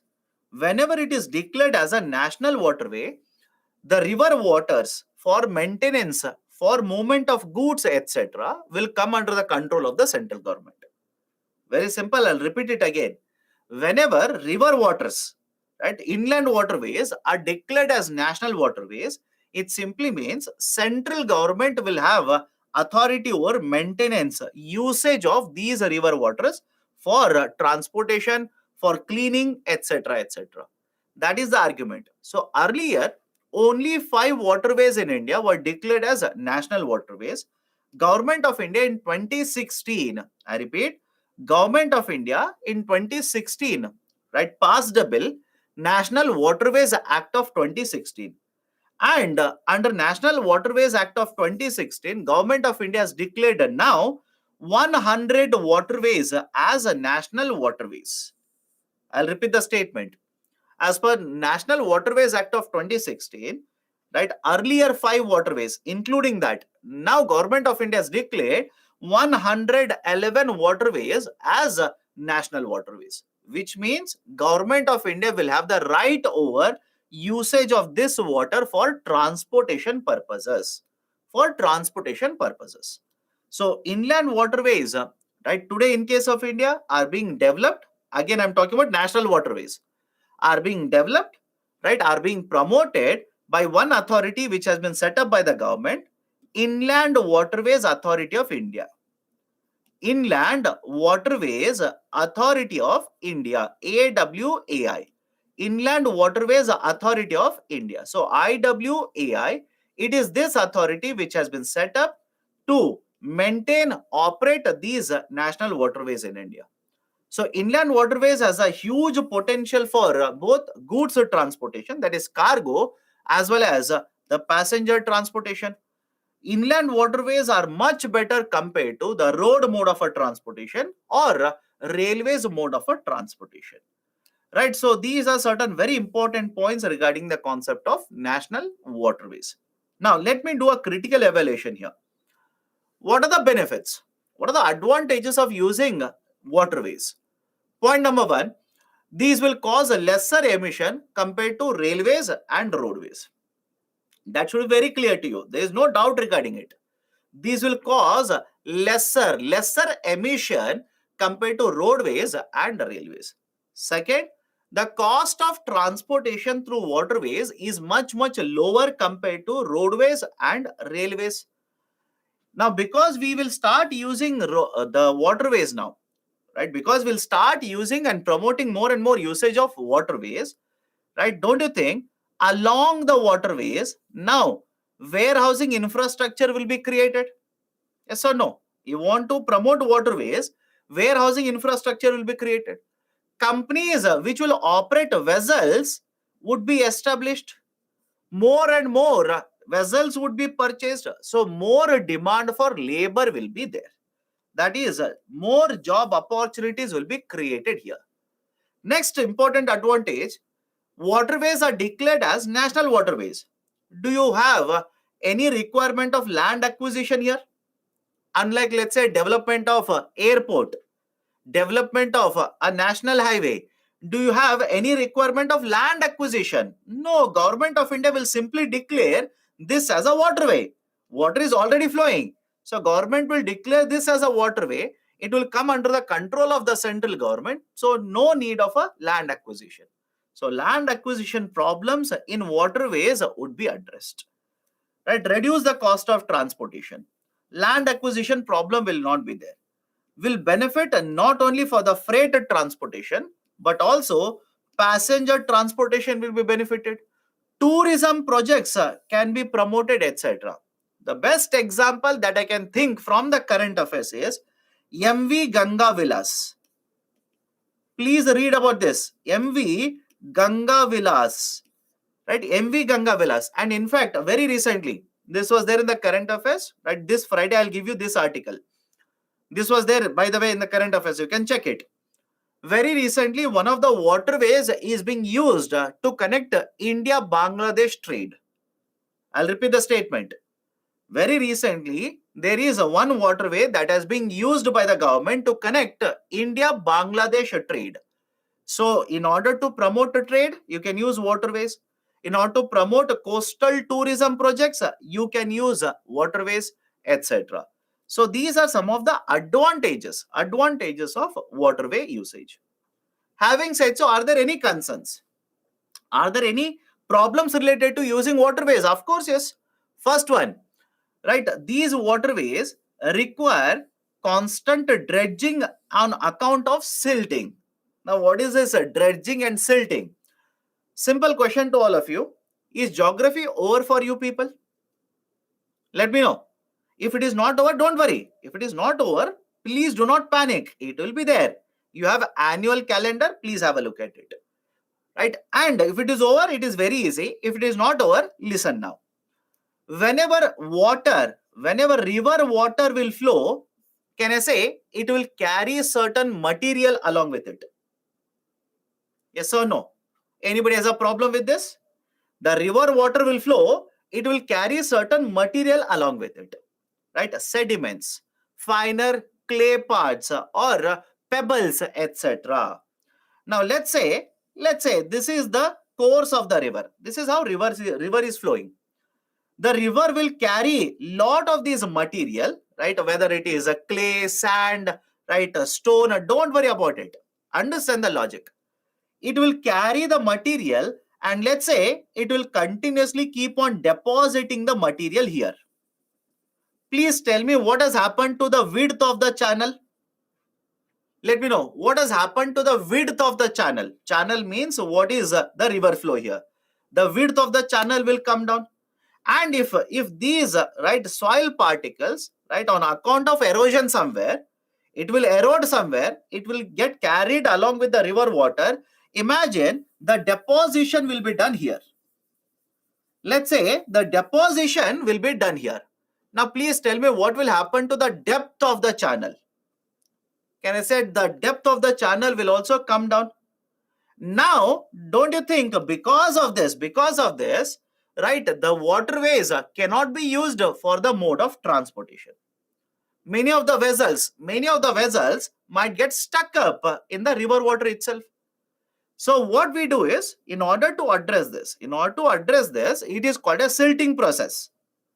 This is called as a silting process. A silting means, right, the erosion will happen somewhere. River water will carry the particles, deposit it somewhere. This is called a silting process. And in order to address this particular silting problem, we will basically use machineries to remove the silt. And this is called as a dredging. Is it okay? This process is called as a dredging. You'll keep on right continuously dredging the riverbed so that the depth will be maintained. Now tell me, if you're going to go for dredging activity, will it mean more expenditure for you? Let me know, right? Will it not mean more expenditure for you? So to have operational waterways, you'll have to conduct continuously dredging activity. Dredging process has to be conducted. And when you conduct dredging process, more expenses. That is one concern. Second concern is, all the rivers in India do not have a high flow throughout the year. What is this? For those for whom geography is over, it's a very simple question. For others, don't worry. The fact is very simple. All the rivers are not perennial in India. All the rivers are not perennial. Perennial means what? The river will have water throughout the year. Right? Perennial means a river will have water throughout the year. Right? Generally, we divide the rivers in India into Himalayan rivers and non-Himalayan rivers. That is southern Indian rivers. So in case of southern Indian rivers, we generally say these are not perennial in nature. Whereas Himalayan rivers, they will have water throughout the year, perennial in nature. So can you, right, imagine a situation where you're using a waterway where water is not available throughout the year? So think of it. What will be the flow of channel, right? How much water will be available to you? Can this reduce the depth of the channel? Can certain vessels get stuck up because of that? That is also a concern. All the rivers will not have water throughout the year. That becomes a concern now. The investment requirement is also huge. You want to maintain, you want to construct warehouses, you want to purchase vessels. All of that requires a lot of investment. And finally, if you start using all these rivers, what will happen to river ecosystem? Right? What will happen to the ecosystem? Right? Can there be loss of ecology because of the infrastructure usage here? So these are some of the concerns. These are some of the concerns related to inland waterways usage. Done? So this is a discussion regarding the concept of port infrastructure plus waterways infrastructure in India. The last type of infrastructure that we are discussing will be airports. The last type, again, not specifically airport, but will focus more on civil aviation. Right? Don't focus on the airport per se, focus on civil aviation. Why? Civil aviation is more important than how many airports are there, right? Which is the largest airport, which is airport present in which state, etc. That is not relevant. Let me focus on the concept of civil aviation or airports. Point number one, in case of India, historically, it was the government of India which used to construct the airports and maintain airports through Airport Authority of India. There is an authority by the name of Airport Authority of India, AAI, basically the regulator now. It was the government which used to construct the airports and maintain and operate the airports. But over a period of time now, right, government is promoting airport development by the private sector. Right, government is also promoting PPP, public private partnership, in maintenance and the development of airports, etc. But having said so, please understand there are a lot of concerns regarding civil aviation market in India. Lot of concerns regarding civil aviation market in India. What are the concerns? Point number one, large number of airports in India are not operational. I'll repeat my statement, and this is correct by the way. Large number of airports have been constructed. These are not operational in India. Now, many of you will ask me, sir, why? Why is that large number of airports are not operational in India? For example, there are many smaller cities throughout India. Right? All of you know this. I'm pretty sure nearby you, there will be a city or you are a part of a city where airport is already there, but right, they are not offering any kind of services. So understand the logic here. Large number of airports which have been constructed in smaller cities. For example, right, whenever you talk about cities in India, please understand this. Whenever you talk about cities in India, as per the census, the cities are divided into tier 1 cities, tier 2 cities, tier 3 cities, etc. like this. For example, tier 4, tier 5, tier 6. Right? I repeat, generally the cities in India, for population focus, we divide them into 6 tiers. For example, the lowest will be 6th tier, where population is up to, right, let's say 5,000, then population up to 10,000, population up to 20,000, population up to 50,000, population of up to 1 lakh, population of up to 10 lakh. Generally, please remember, again, don't by heart the number of the people, not required. For measurement, right, in terms of unit of measurement, we divide the cities based on the populations, right? Tier 1, tier 2, tier 3, up to tier 6. Now, many of the tier 2 cities and tier 3 cities, that is the cities where population is more than 50,000, lot of airports have been there, right? We have developed airports, constructed airports. But the problem is that the people do not prefer to travel through air. They prefer to travel through road. They prefer to travel through railways.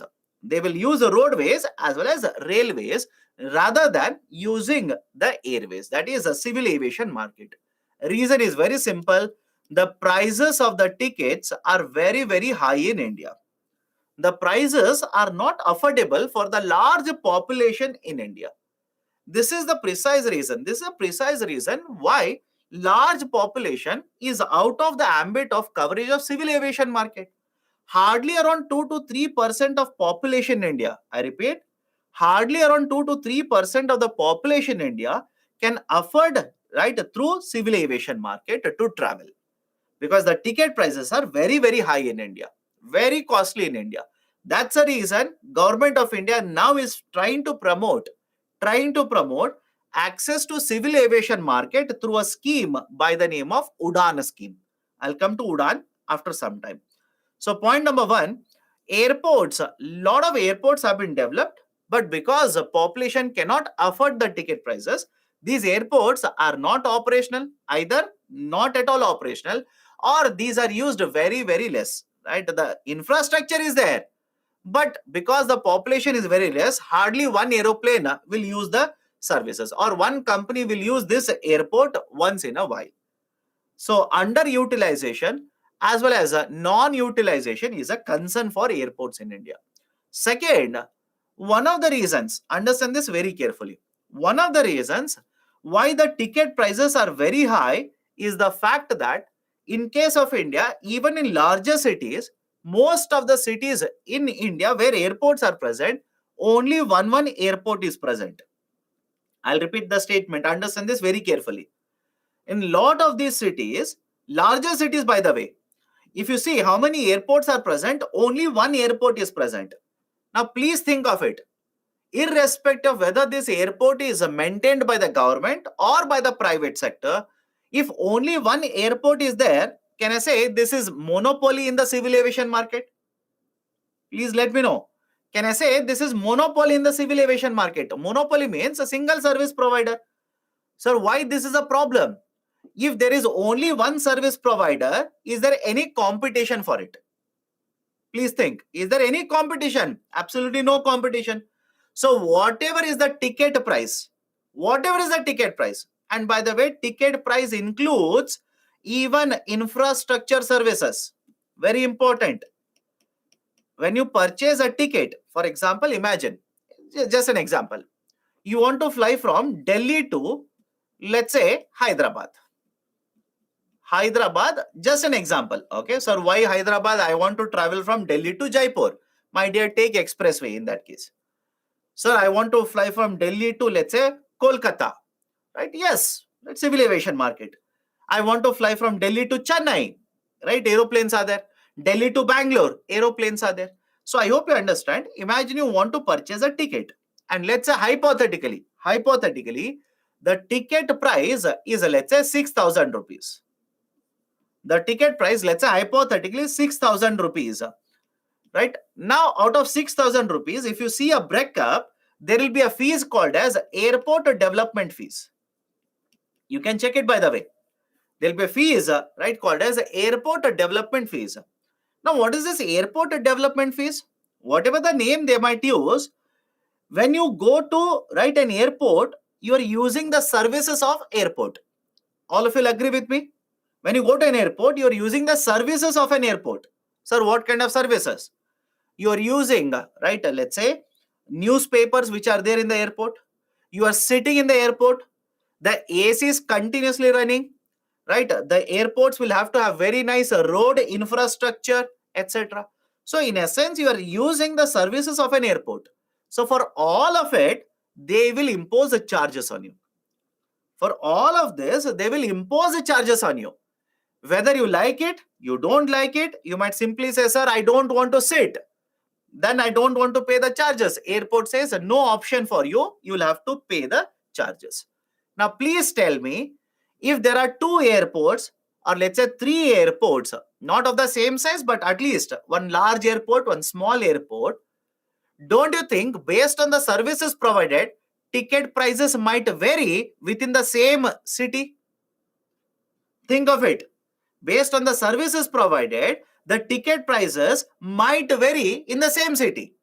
In fact, if you look at airports in London, if you look at airports in New York, you will see that these cities, very large cities by the way, these cities have multiple airports.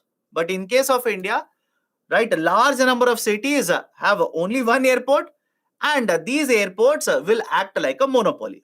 In fact, I will add it to current affairs. Very recently, a standing committee has used a term, again, very old term, but it has come into current affairs now, concept of gold plating in airports. I believe earlier also I've used this particular term in the classroom. Let me know. Right? It's a very old term, but suddenly now this has become famous because the standing committee has right, asked civil aviation companies to look into the gold plating of airports. Right? What do you mean by gold plating? Standing committee says we should not go for gold plating of airports. What do you mean by gold plating of airports? Do not develop unnecessary more infrastructure in the airports. Simple argument. Do not unnecessarily develop more infrastructure in the airports. Why? If you develop more and more infrastructure, that is, imagine, you will develop infrastructure which is very costly in nature. You will spend lot of money. I hope you understand. You spend lot of money, unnecessary, very costly infrastructure. Right? If you develop that kind of infrastructure, will you not transfer the cost to the consumers? Think of it. Will you not simply transfer the cost to the customers? And when you transfer it, already our concern is that the ticket prices are very high. Lot of population cannot purchase these tickets. We want more people to use the civil aviation market. By gold plating airport, you will further increase the ticket prices. And when you further increase the ticket prices, what will happen to the accessibility? Again, accessibility will go down. That is the reason, right? The standing committee says do not go for gold plating of airports. This will unnecessarily increase the ticket prices. So first problem is okay with all of you. Second problem, right? Air travel is very, very costlier. Second problem is air travel is very costlier. Third problem, sir, why ticket prices are very higher in case of India? My dear, you are importing crude, correct? You are importing crude. One of the components of crude is what? Aviation turbine fuel, ATF. You are importing crude oil. One of the components of crude oil is aviation turbine fuel. If the prices of crude oil in the international market keep on varying, what will happen to ATF prices? Let me know. What do you think will happen to ATF prices?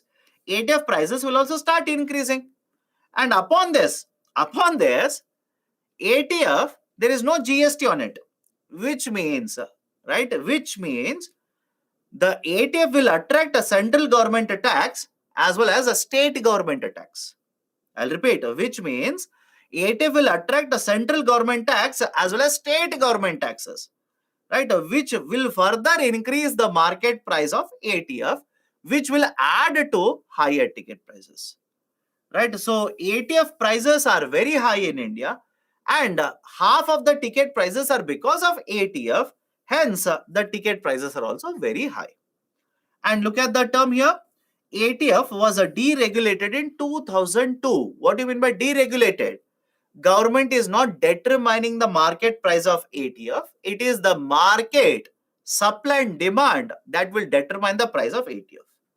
Okay, right? So aviation turbine fuel, that's also a problem.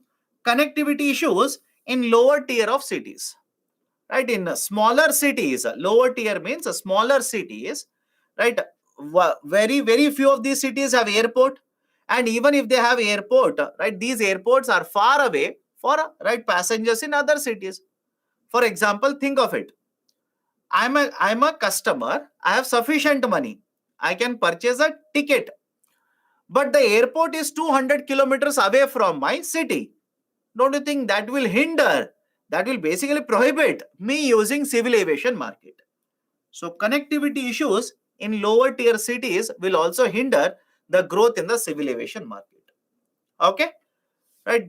Apart from this, maintenance, repairs and overhaul, MRO. maintenance, repairs and overhaul, MRO. Now what is this maintenance, repairs and overhaul? Please understand this. We need to keep a check on whether the aeroplane is in a right situation, right, let's say a right frame in order to take flight. That is, whether the tires are working correctly or not, whether the wings are working correctly or not, is there any faulty equipment, has anything happened to any of the turbines, etc., etc. So we need to maintain, we need to keep repairing these aeroplanes. Right now, please understand, right now, lot of these companies, right, whenever they take international flight, imagine they will go to Abu Dhabi, they will go to Singapore, right, they will go to any other larger destinations like this, they will get the maintenance or the repairs of the aeroplanes done from these external markets. I'll repeat the statement. What is MRO? MRO basically means the maintenance activities that are conducted on these aeroplanes. Right now, lot of these maintenance activities, the companies get it done outside India. Government of India says we will try to address it. How? We'll promote MRO market within India itself. We will basically keep on promoting MRO market, participation of MRO players within India. We will develop India as a hub for MRO. So that rather than getting the maintenance done outside India, you'll get the maintenance repairs done within India. It will create jobs. It will reduce the outflow of dollars from India. It will attract foreign companies to get the MRO done within India, which means more revenue generation within India. So these are some of the issues related to the concept of civil aviation market. Now, what are the reforms? What kind of reforms have been implemented? First one, we have allowed FDI in the civil aviation market. We have allowed FDI, 100% FDI under automatic route for greenfield project, up to 74 FDI under automatic route for brownfield project. Please do let me know. Right, all of you remember what is up to 74, up to 100%. All of you remember what is automatic route, what is government route. Right, all of you remember what is brownfield and greenfield. Done. Right, so that this is the first reform. Second one, we are also promoting PPP in airports now. Public-private partnership, we are promoting even in the airports. That is, for example, you must have read in the newspaper, lot of these airports which have been kept under PPP are being operated by Adani group of companies now. Right, Adani Industries is operating large number of airports in India under PPP. Right, which means again we are using one mode where private sector will invest money, operate airport, but will give government of India certain part of the revenues. Third one is Udan scheme. Third one is Udan initiative. What is this Udan initiative? Udan basically stands for Ude Desh Ka Aam Nagarik. Ude Desh Ka Aam Nagarik. And there is a name in English as well. That is Regional Connectivity Scheme, RCS. Regional Connectivity Scheme, RCS. So Government of India back in 2016,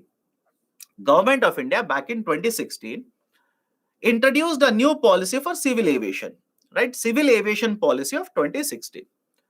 And in this Civil Aviation Policy of 2016, government wanted to promote more accessibility, usage of airports, etc., in order to promote civil aviation market. And for this only, government introduced the concept of Ude Desh Ka Aam Nagarik.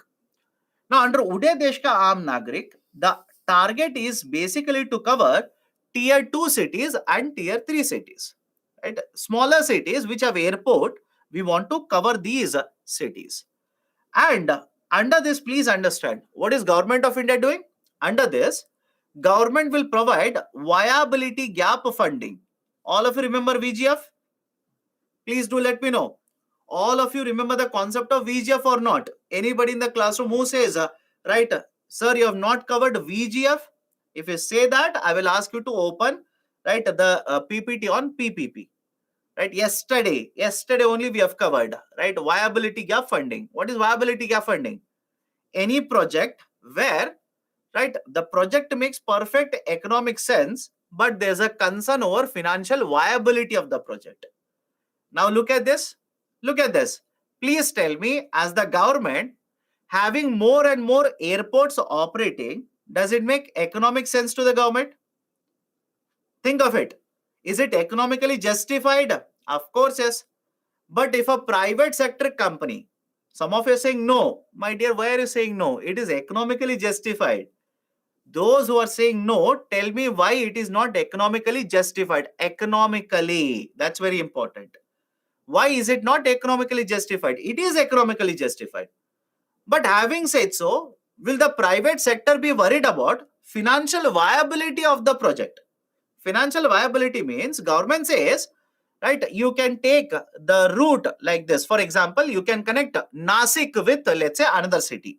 Nasik is one of the cities in Maharashtra. There is one more city in Karnataka, Hubli. Hubli can be connected with other cities through civil aviation market. But my concern as a private sector operator is, will I be able to generate sufficient revenue? Because expenditure will be there, but will I be able to generate sufficient revenue? Financial viability.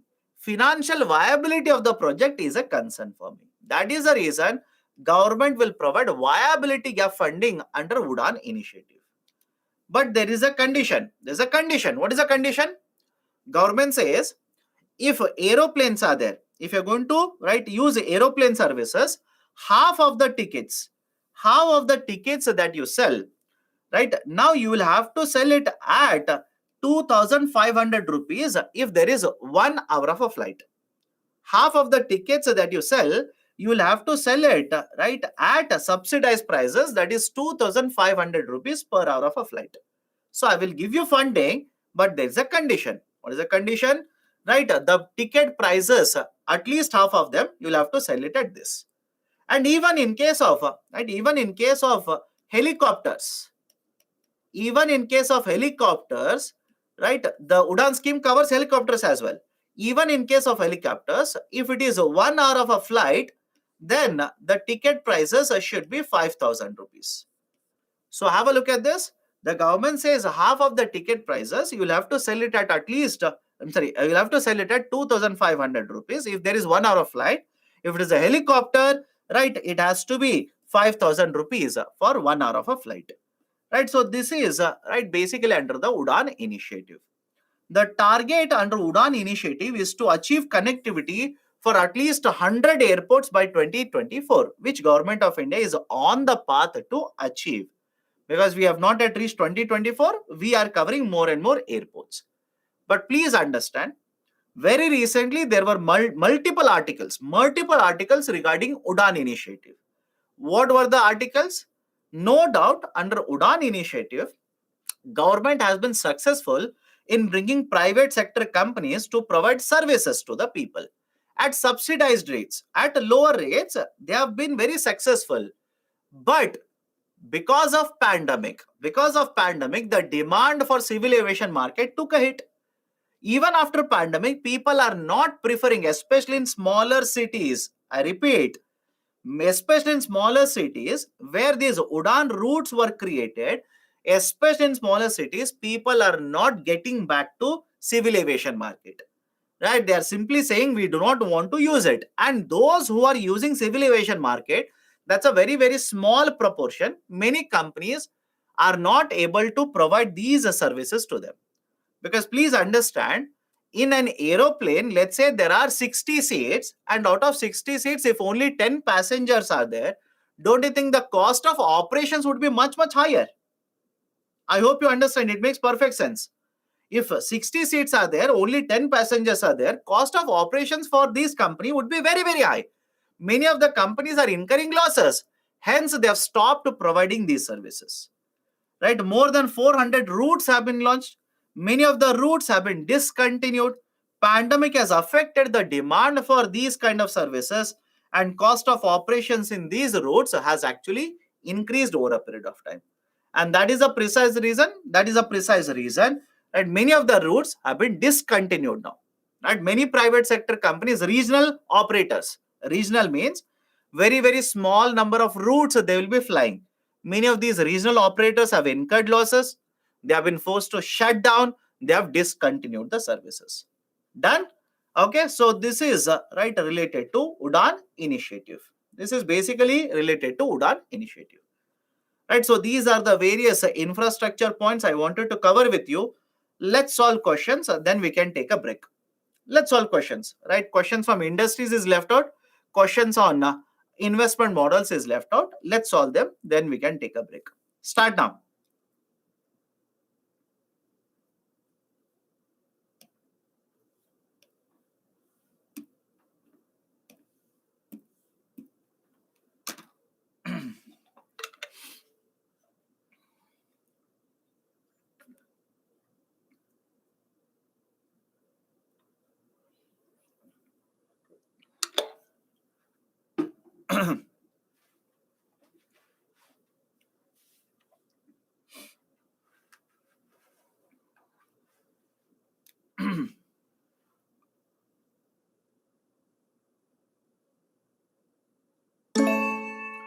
Okay, 60% have answered correctly.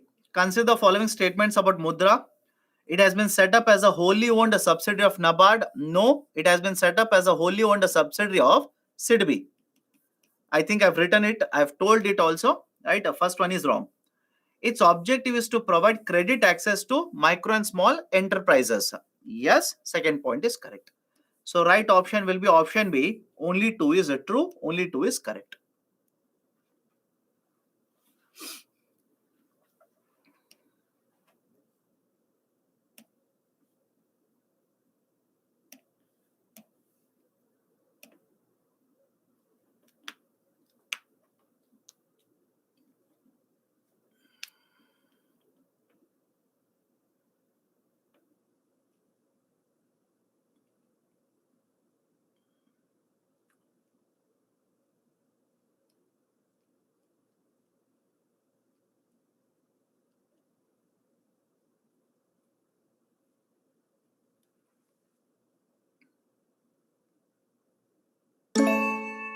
Okay, 53% have answered correctly.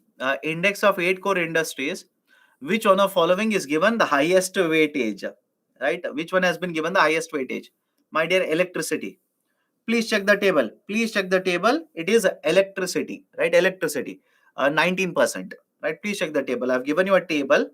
All the 8 core industries, the list is given. Right? Highest weightage is given to electricity generation out of all the 4 given here. Now, descriptive question. Normally, countries shift from agriculture to industry and then later to services. But India shifted directly from agriculture to services. What are the reasons for the huge growth in services vis-a-vis industry in the country? Can India become a developed country without a strong industrial base? Now, question number 1. Did we discuss this evolution from agriculture directly to services sector? I'm sure I've discussed. I'll tell you the context as well. I'd have written primary sector, secondary, and tertiary. Then I've told you, right, because of these reforms, higher per capita income, cheaper labor availability in India, LPG reforms, etc. As a result of all of these factors, rather than jumping from primary to secondary, we directly have jumped from primary to tertiary. Please tell me, is it not answer to the first question?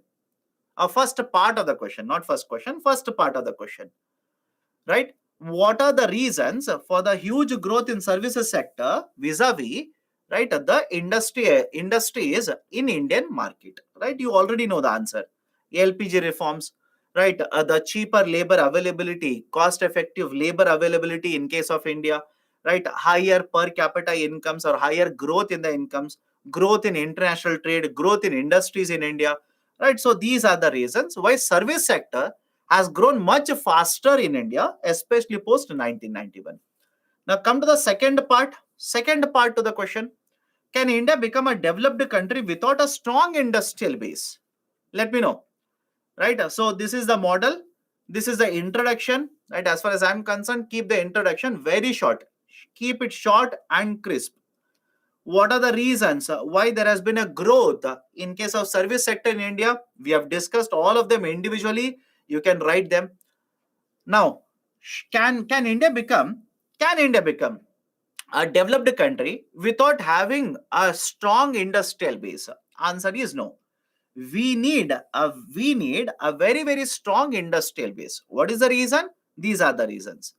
One, there is a huge dependency on manufactured goods in India. Huge dependency. If you do not have a strong industrial base in India, we will end up importing these manufactured goods into India. Rather than importing, manufacturing in India is better. Disguised unemployment in agriculture sector is very high. So when you promote industrial sector, when you promote manufacturing sector, don't you think some of the employment will get shifted from agriculture sector to manufacturing sector? Please think of it. Please think of it. If you promote manufacturing and manufacturing sector becomes a developed sector in India, don't you think some of the labor which is there in agriculture sector, especially disguised unemployment, will move into manufacturing sector? All of you okay with this? Right? So disguised unemployment from agriculture will move into industries. There is a huge labor force available in India. The people who are searching for jobs are very, very high, and manufacturing sector can promote right growth of jobs in India. They can create more and more jobs in India. Strong industrial base is required for growth in both agriculture sector as well as services sector. For example, you need aeroplanes, you need laptops, you need personal computers, you need a tractor. Where is it manufactured? Where is it actually produced? In the industrial sector. So to achieve a better growth in agriculture as well as service sector, you need to have a very very strong industrial base. And what is government of India doing in order to promote industries in India? Make in India, PLI, right? Reduction in the corporate tax rate, etc. etc. We have discussed a lot of these reforms which are being used by the government to promote industrialization. Right? So these are certain very important points. Please go through that. And again, please understand this. Do not expect a book to give answer to these kind of questions. I'll repeat it again. Do not expect that the book will have answer to these kind of questions. You will have to read current affairs. You will have to be updated with current affairs. Only then you can write a very effective answer whenever these kind of questions are asked in UPSC. Okay, done. Now questions on investment models. Let's start. Questions on investment models.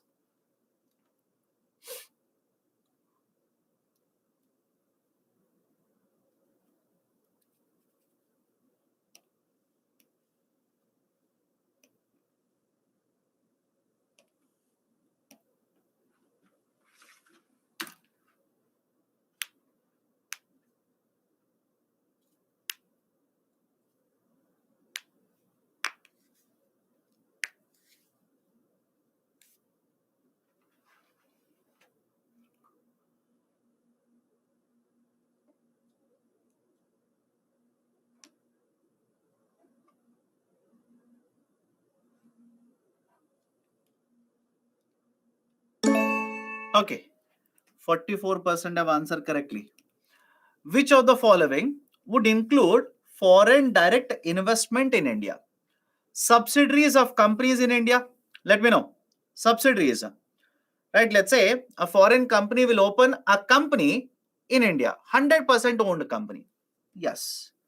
Majority foreign equity holding in Indian companies. A foreign company will enter into a joint venture with Indian company where 51% will be owned by a foreign company, where 76% will be owned by a foreign company. Yes, company is exclusively financed by foreign companies. They will open an office in India, and whatever expenditure is there, it will be provided by foreign company itself. Can it be counted as part of FDI? Yes, that is also part of FDI. What about portfolio investment? What about portfolio investment? Portfolio investment, right, basically is not FDI, it is FPI. Right, so 1, 2, 3 are correct. Right option for this question will be option D here. Option D is the right option. Next,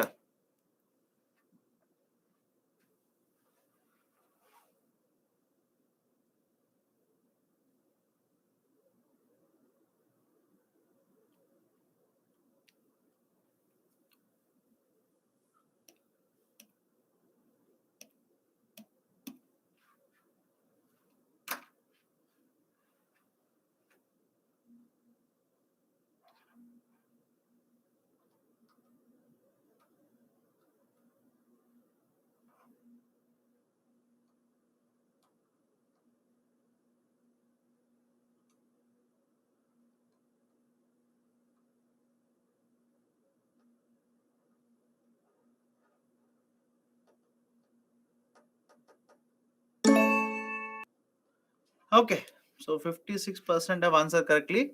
Both foreign direct investment and foreign institutional investor are related to investment in a country. Which one of the following statements best represents an important difference between the two? FII helps bring better management skills and technology, while FDI only brings in capital. Exactly opposite. All of you okay with this? Exactly opposite. FII helps in increasing capital availability in general, while FDI only targets specific sectors. It is correct. FDI, right? Government will decide which sector we are going to attract FDI. FDI flows only in secondary market, while FI targets primary market. Do you think it is correct? Think of it.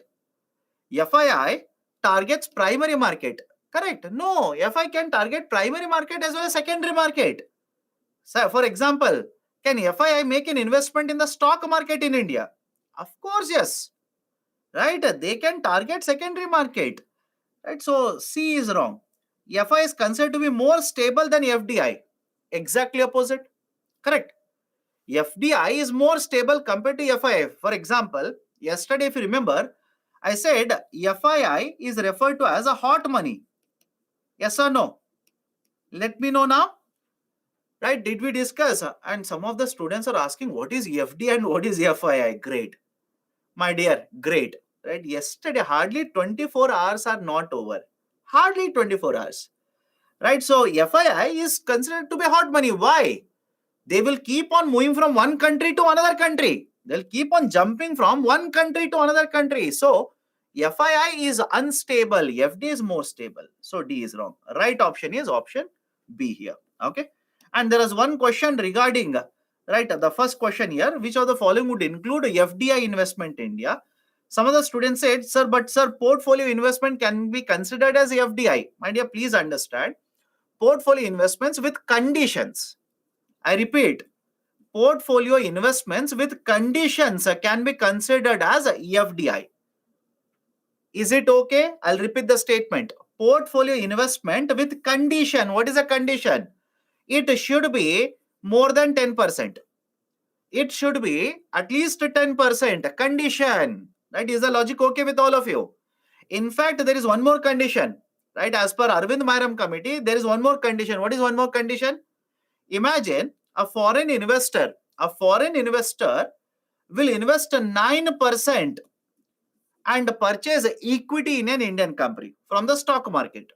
I repeat, a foreign investor will invest in India's equity market and purchase 9% of a company. Please tell me, as per Arvind Mayram committee, will it be considered as a FDI or FPI? Think of it, as per Arvind Mayram committee, will it be considered as FDI or FPI? It should be considered as FPI. Some of you are saying FDI. By heart. It should be considered as FPI. But there is one relaxation. What is the relaxation? Have a look at this. If the foreign investor guarantees, I repeat, if the foreign investor guarantees to the government that in the next 1 year, this will be increased to at least 10%. I will repeat the statement. Please listen to me very carefully. If the foreign investor guarantees to the government that in the next 1 year, this equity that they have purchased from the equity market, that is from the stock market, if they guarantee that in the next 1 year, it will be at least 10%. At least means 10 or more than 10%. Then government says, I will not classify this as FPI. I will classify this as FDI. All of you okay with this? Let me know. All of you okay with this? Right? I'll repeat it again. Imagine a foreign investor will come to India, purchase 9%, 7%, 8% from the equity market. And when I say equity market, of course, I'm talking about stock market. Government says, I should classify you as FPI, but I will not do that, provided you guarantee to me that in the next 1 year, in the next 12 months, you will increase this to at least 10%. In such cases, I will still classify you as FDI. Right? So these are the conditions. Please remember this. Please remember. In fact, question was asked by UPSC regarding this only. Let's go to the next one.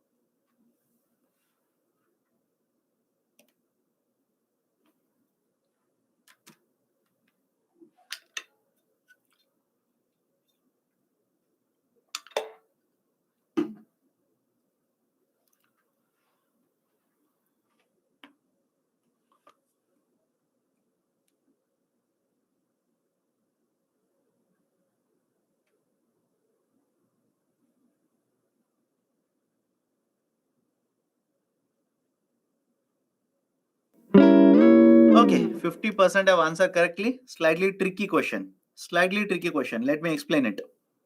Let's start. Consider the following. Which of the above can be included as FDI? Anybody has a problem with the GDR? Let me know. Anybody has a problem with GDR? Is GDR part of FDI? Yes, it is part of FDI.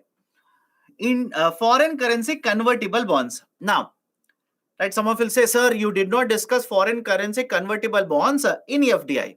My dear, please tell me, what do you mean by convertible bonds? Let me know. What do you mean by convertible bonds? Did we cover convertible bonds earlier in the financial market? Answer is yes, by the way.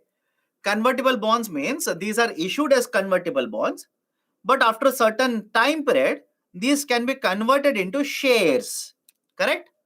Bonds can be converted into shares. And now, this is a foreign currency convertible bond. This is nothing but foreign currency convertible bond. Means what? Indian company will go to USA. Imagine, Indian company will go to USA, issue a bond. And the company says after 2 years, this bond will become share. Is the logic okay? This bond will become share. This is counted as a part of FDI. Simple. This will be counted as a part of FDI, foreign direct investment. Because the bonds can be converted into shares. Shares is nothing but equity, right? Ownership in a company. So this is counted as a FDI. So first one is FDI, foreign institutional investment with certain conditions. Now tell me, foreign institutional investment with certain conditions, can we count it as FDI? Yes. Yes, with conditions you can count it as FDI. Global deposit receipts, it is FDI. Non-resident external deposits, right? Look at the term there, non-resident external deposit. Meaning what? Imagine you go to USA, and when you go to USA, from USA, you will keep certain deposits in Indian bank.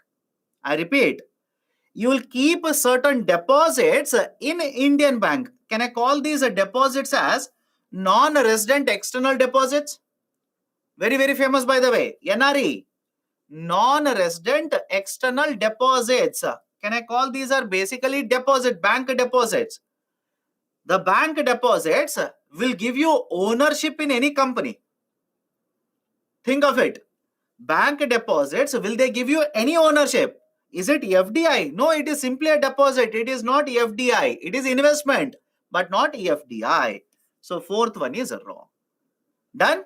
Right. So first is correct, second is correct, third is correct. Right option for the question will be option A, 1, 2, and 3. Okay. Done? Right. So these are the MCQs. But for less than 10% in listed company isn't counted as FDI? Yes, it is counted as, it is not counted as FDI.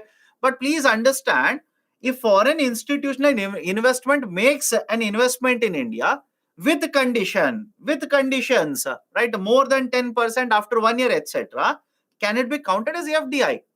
2 minutes ago, I explained this to you. 2 minutes ago, I explained this to you. If a foreign investor makes an investment less than 7%, rather than counting this as FPI, we'll count it as FDI, provided there's a condition. Next 1 year, it has to be more than 10%. That is basically the second point. So 1, 2, 3 are correct. Right option will be option A here. Now, descriptive question is there. We'll take up descriptive question later. Don't worry. Okay, we'll take up descriptive questions later. Okay, so let's take up a break. Now, if there are any questions regarding what we have discussed so far, please do let me know. Otherwise, we'll take the break now.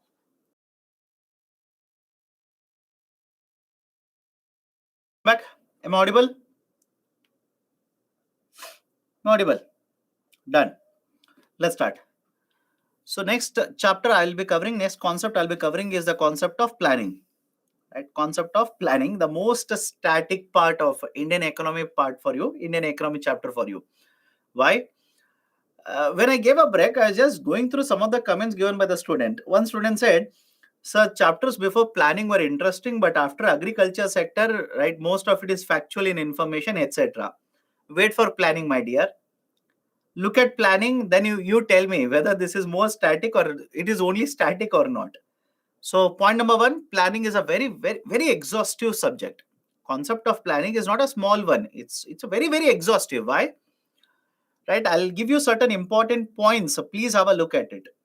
So far in India, we started the concept of planning in 1951, and the last 5-year plan was implemented from 2012 to 2017.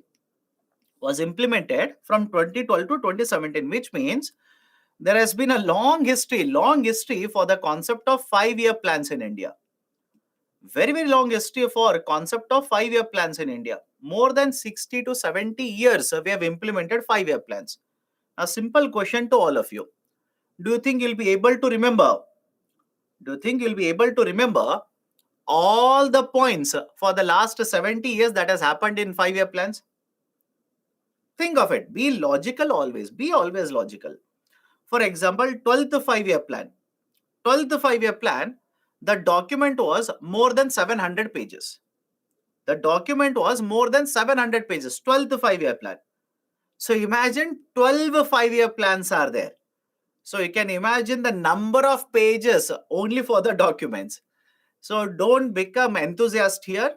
Don't become more ambitious. Do not try to read everything about planning. Right? That is point number one. Point number two, then what you should remember? Concepts. So certain concepts are there in planning. I'll tell you the concepts. And second, all the 12 5-year plans you will not be able to remember. What I would do is, in the process of discussion here, each of the 5-year plan, I will give you 3 to 4 points. I will give you 3 to 4 points, more than sufficient. I'll give you 3 to 4 points for each of the 5-year plan, more than sufficient. Why?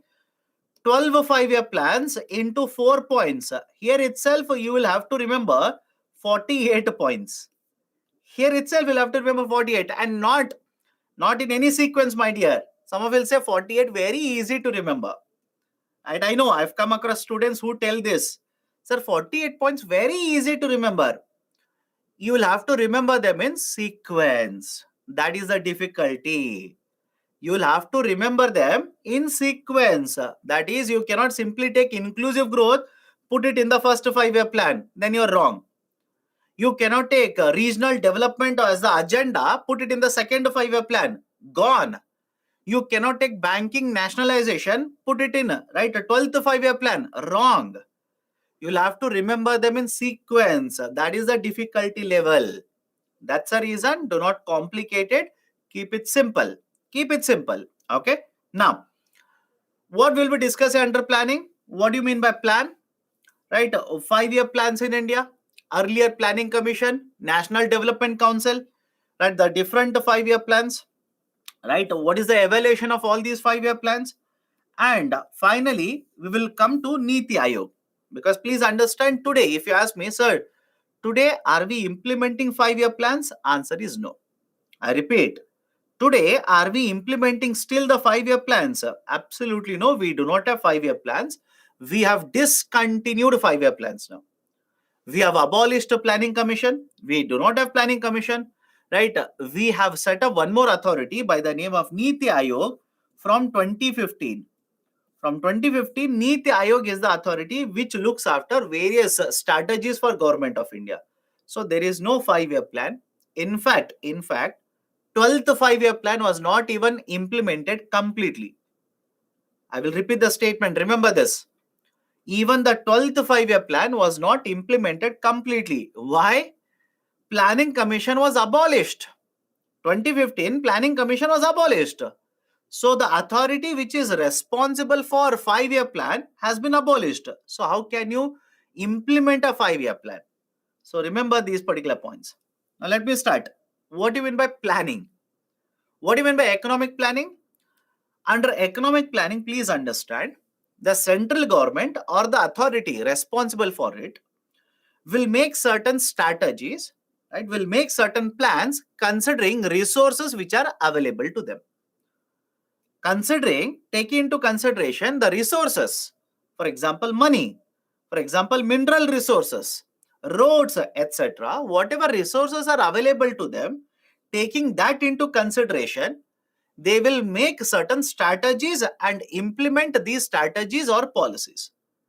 And the policy that was adopted in case of India was to have a plan for 5 years. Very simple. For every 5 years, we will have one plan. That is the reason this is very famously referred to as a 5-year plan. So have a look at this. Economic planning refers to the government or central authority will set up targets for the whole economy as well as various sectors, and will try to achieve these targets using the resources which are available to us. And in case of India, please remember the Planning Commission. PC is Planning Commission. The Planning Commission was that authority which was responsible for preparation of the plan and implementation of the plan. And whenever you talk about the plans like this, whenever you talk about planning like this, there can be two types of planning. One is called as imperative planning. One is called as imperative. Imperative is also referred to as central command planning or central command economy. And second one is called as indicative planning. Second one is referred to as indicative planning. Now, what do you mean by imperative or central command economy? In case of imperative or central command, the plan is prepared by the central government. Plan is prepared by the central government and implemented by the central government. Central government will do all the things in the economy. Private sector is not allowed. Central government will do everything in the economy. That is called as a imperative planning or central command economy. Whereas in case of indicative planning, the planning is prepared by the center. Plan is prepared by the center. But in the implementation, you will see the government is also present as well as a private sector is also present. The government is also present as well as private sector is also present. These are the two different types of plans. Generally, in case of USSR, former Soviet Union, it was an imperative plan. It was a central command plan. Even in case of India, to a very great extent in the beginning, we follow central command, right? Type of imperative only. Type, not completely. Why? Most of the industries were under the control of the government. Most of the sectors were under the control of the government. Government was actually driving the growth in the economy. But from 8th 5-year plan, why 8th 5-year plan is important? Please have a look at it and tell me now. I'll come back to all of these slides. Don't say I'm skipping. Please look at the 8th 5-year plan. What is the duration for the 8th 5-year plan? Let me know. What is the duration? 1992. And don't you think the 1992 basically comes after 1991? What did we do in 1991? LPG reforms. And tell me, because of LPG reforms, think of it. Because of LPG reforms, what do you think would happen to private sector contribution to the economy? What do you think would happen to private sector investment in the economy? Right? Don't you think all of this will increase? So now think of it, can I say post, right, the 8th 5-year plan, we are seeing indicative planning in India. All of you okay with this? Especially post 8th 5-year plan or from the 8th 5-year plan, we are seeing indicative planning in India. That's a point. Please remember this. And think of this as well. What do you think? What do you think will be investment from the private sector in the initial years of the planning and from 1991 in the Indian economy? Think of it. How much do you think will be investment from the private sector in the first 5-year plan, second 5-year plan, third 5-year plan, or eighth 5-year plan, ninth 5-year plan, 10th 5-year plan, can I say in the beginning, most of the investment in the economy came from the government? All of you okay with this? In the beginning, most of the investment, that is the first, second, third, fourth, etc., right? The government investment was maximum. Maximum was done by the government. But post 1991 reforms, in fact, it started in the 7th 5-year plan itself because certain reforms were implemented by the earlier government, right? Mr. Rajiv Gandhi, who was the prime minister, they implemented certain reforms. So from this, right, the LPG reforms, thanks to LPG reforms, don't you think private sector investment was very, very high? Even compared to government. That's the reason, please remember this. Right, from 7th 5-year plan, you will see that private sector investment in the economy increased. In fact, in 8th 5-year plan, 9th 5-year plan, etc., more than 50% of the total investment in the economy was done by the private sector. Before that, it was much, much lesser. Most was invested by the government. Right, so these are some of the things. Please remember this. These are certain terminologies. You'll have to remember them. Now, right, this is introduction to planning. Now, what was the need for planning in India? Why did we adopt planning in the first place? What was the need?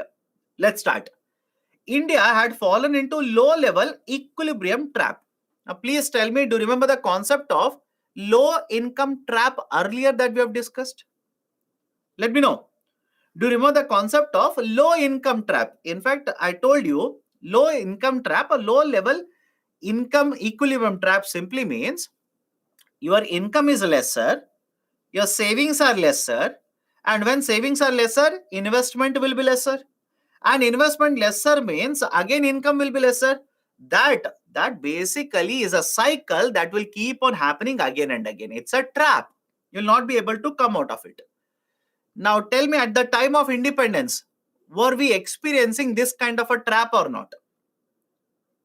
At the time of independence, because think of it, some of you said, sir, that was only regarding farmers. My dear, at the time of independence, around 70% of the GDP came from agriculture sector, and more than 50% of the labor was involved in agriculture sector. So I hope you understand this, right? When you have most of the working population in agriculture sector and most of the GDP coming from agriculture sector, right? Please go back to your high school and tell me, do you think farmers were very rich at the time of independence? Let me know. Farmers were very rich. Farmers were thriving in India. Farmers had lot of investment in agriculture. Absolutely no. Lot of the production that they did was basically paid to government in the form of taxation. Lagan. Do you remember that? Lot of their production was given, right, to the government in the form of revenue. Right. So you will come across all of this in modern Indian history as well. Right, that settlement system, Raitwari settlement, this settlement, permanent settlement, etc. So argument is simple. Most of the population is involved in agriculture. Agriculture contributes most to the GDP, and most of the revenue earned is given to the government, which means savings are very less, right? Investment will be less, again income will be lesser, right? So that is the first problem, right? Second one, resources were very scarce. Now the concern was, if I allow, right, have a look at this, resources were very scarce. If I allow the private sector to utilize the resource, don't you think private sector will be focused more on profit rather than social welfare? Think of it, right? Private sector, if I allow the private sector to use civil aviation, right, steel resources, aluminum resources, right, let's say manufacturing, if I allow the private sector to do all of it, private sector will run behind profit. But so much population is in poverty. Population is not able to get access to food grain. And remember, right, look at the historical viewpoint as well. Right, all of you remember there's a partition that took place in India. Right, the whole of India was partitioned, broken down into two components. One is Pakistan and the second one is India. Now, why this is important economically? Don't make it political. Why is it relevant to us? lot of these agriculture region went into Pakistan region. Simple.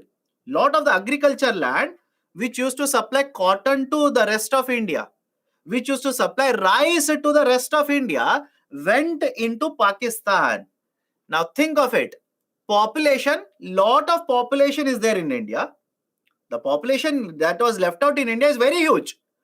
But industrialization was affected because raw material supply went into part of Pakistan. Many of the agriculture commodities which were produced, irrigated, very well irrigated area, went into Pakistan. So don't you think that will put a lot of pressure on food security purpose? That will put a lot of pressure on supplying raw material to industries, etc. That is the reason Government of India said, let me go for economic planning.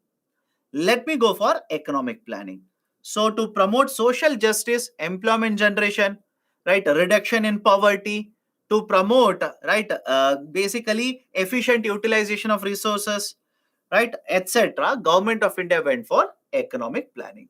All of you okay with this? All of you okay with this?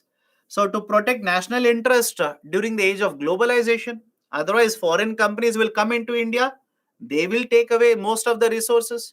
They will not lead to they will basically ensure domestic companies will not have any competition to them, etc. And central government said, I am better suited to promote cooperation between central government as well as state governments. So let me implement planning in India. So these are some of the very important reasons why India adopted economic planning. Now, what was the way? Right? How did this evolve over a period of time in India? Planning Commission was established in 1951. I'll come to this. Planning Commission was established by the government in 1951. But even before that, even before Planning Commission was established, multiple plans have been proposed. But please remember, because we did not have independence, because our priority was something else, we had a British government at that point of time, none of these plans have been implemented. But for the first time in India, an economic plan was proposed by Dr. M. Vishweshwaraya. Back in 1934, Dr. M. Vishweshwaraya came out with a plan for 15 years. Came out with an economic plan for India for 15 years. The plan was proposed for 15 years. Right, so this was the first plan proposed in 1934, not implemented, but just factual information. What was the proposal under this? The proposal was we should have a planning commission. We should have a planning commission where 5 to 7 members will be there. They will create a plan for 15 years for the whole of India, and this plan will be implemented. Under this plan, we will increase production in the domestic market. We will increase investment. The investment was proposed to be increased from 300 crore to 1000 crore rupees. The production was targeted to be increased, right, from 400 crore rupees to 2000 crore rupees. So the targets were given under this 15-year plan. And if this plan was supposed to be implemented, just a second. Okay, not 15 years, 10 years. My mistake. Not 15 years, 10 years. My mistake. Okay, so the planned economy was recommended for 10 years, right? Why I said 15 years? There is one more plan. There is one more plan. That's the reason I checked. My mistake. So the first plan which was proposed by Dr. M. Vishweshwaraya is not for 15 years. It is for 10 years. It is for 10 years. Okay. So if the plan was supposed to be implemented, the national income was supposed to be doubled from around 2,900 crore rupees to somewhere around 5,000 crore rupees. So these were some of the very important proposals which were given, and the plan simply said private sector will not be able to meet all the demands of the economy. I repeat, please remember this. Private sector will not be able to meet all the demands of the economy. Hence, government should not give away all the work, all the production, supply of goods and services to private sector. Even the government should participate in the economy. The role of the government is not to just make policies, it is also to ensure it will play a very important role in production, supply of goods and services in the economy. So these were some of the very important points which was proposed by Dr. M. Vishweshwaraya, not implemented. Why? Look at the year, you'll automatically understand. After this, there was one more proposal. National Planning Committee was set up under the chairmanship of Pandit Jawaharlal Nehru back in the year 1938. And in fact, when you read about modern Indian history, you'll come across INC. The president of INC was Mr. S.C. Bose at this point of time, 1938 and 1939.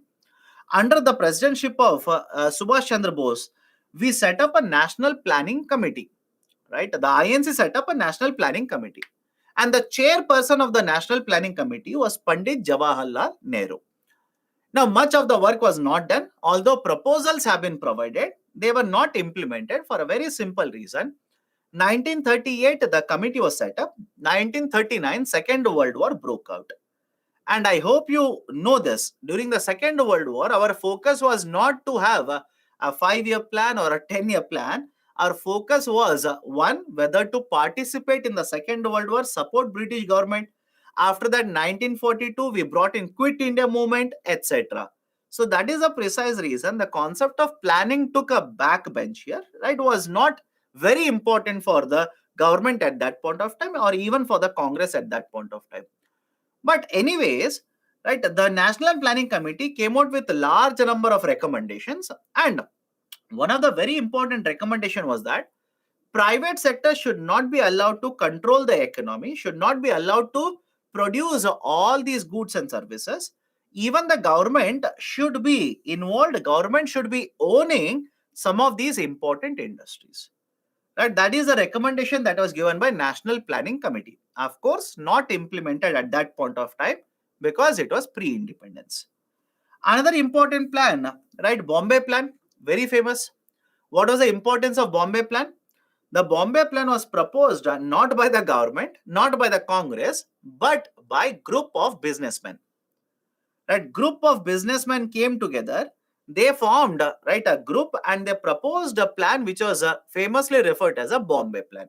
Sir, why it is referred as a Bombay Plan, my dear? Because basically at that point of time, industrialization was concentrated in Bombay. Right now, under the Bombay Plan, what was proposed? What was proposed? Point number one, Bombay Plan was proposed for 15 years. Now I am correct. Okay, Bombay Plan was proposed for 15 years. Point number two, Bombay Plan recommended that there should be certain calorie consumption norms implemented across India. Calorie consumption. Minimum calorie consumption requirement should be the target. Apart from this, it also recommended that we should double lot of these infrastructure projects. We should double the strength of infrastructure projects in India so that the road network will improve, right? The shipping network will improve, etc. That will help us in producing more and more, right? It will help us in overall development of the economy, right? It will promote the overall development of the economy. And as a result of all of these reforms, right, as per this plan, we would end up doubling the per capita income. We would end up doubling the per capita income in 15 years from $22 to $45. So these are some of the proposals that were given under the Bombay Plan. Again, initially was not implemented, but over a period of time, some of the provisions have been taken in different 5-year plans. Okay. So these are some of the important proposals which were given earlier. But after independence, Government of India in earlier what did I write? I said 1951, right? 1950. Earlier, right, Government of India set up in 1950 the Planning Commission. Right, I repeat, the Government of India set up Planning Commission in 1950. The first 5-year plan was implemented from 1951. Now, please understand this carefully. The Planning Commission, the composition is very simple. All the members in the Planning Commission were basically representatives of Government of India. Please have a look at the composition of Planning Commission here. All the members of Planning Commission, right? Some of you are asking, should we remember this? My recommendation, try to by heart it. right? Again, this is outdated. This is an outdated concept. We do not have planning commission, but you do not know what UPSC will do. It's a simple composition. It was set up in 1950. The planning commission was chaired. The chairperson of the planning commission was the prime minister. Whoever is the prime minister would automatically become the chairperson. Apart from the chairman, we also had a deputy chairman, finance minister, and many other ministers were appointed by the government along with experts into the planning commission. This was the composition of planning commission. Now, please make one observation. Is there any representation of the states in the planning commission? Please look at it and tell me now. Is there any representation of states in the planning commission? And in fact, it was the planning commission which prepared a 5-year plan.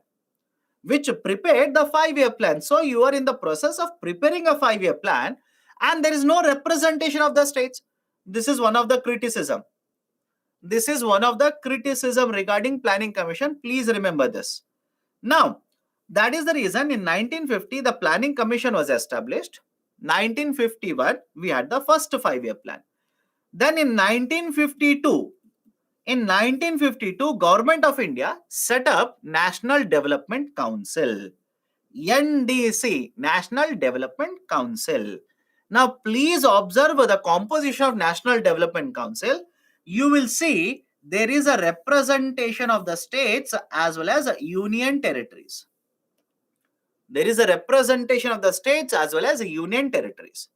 But what was the role of NDC? NDC was not involved in the preparation of the plan. The basic process was like this. Planning Commission will prepare a 5-year plan, send it to NDC.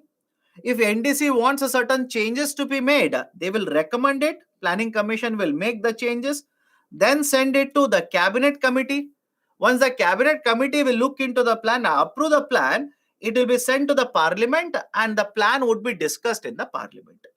This was basically the process that was followed for the preparation of the 5-year plan as well as the introduction of 5-year plan for the whole of Indian economy.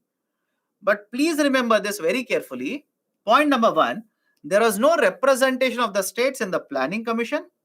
Point number 2, states were represented in NDC, but NDC had a role of looking into 5-year plan. It was not involved in preparing 5-year plan. Point number 3, both the Planning Commission as well as National Development Council were set up through executive resolution of Government of India. Through executive resolution. What do you mean by executive resolution? Please let me know.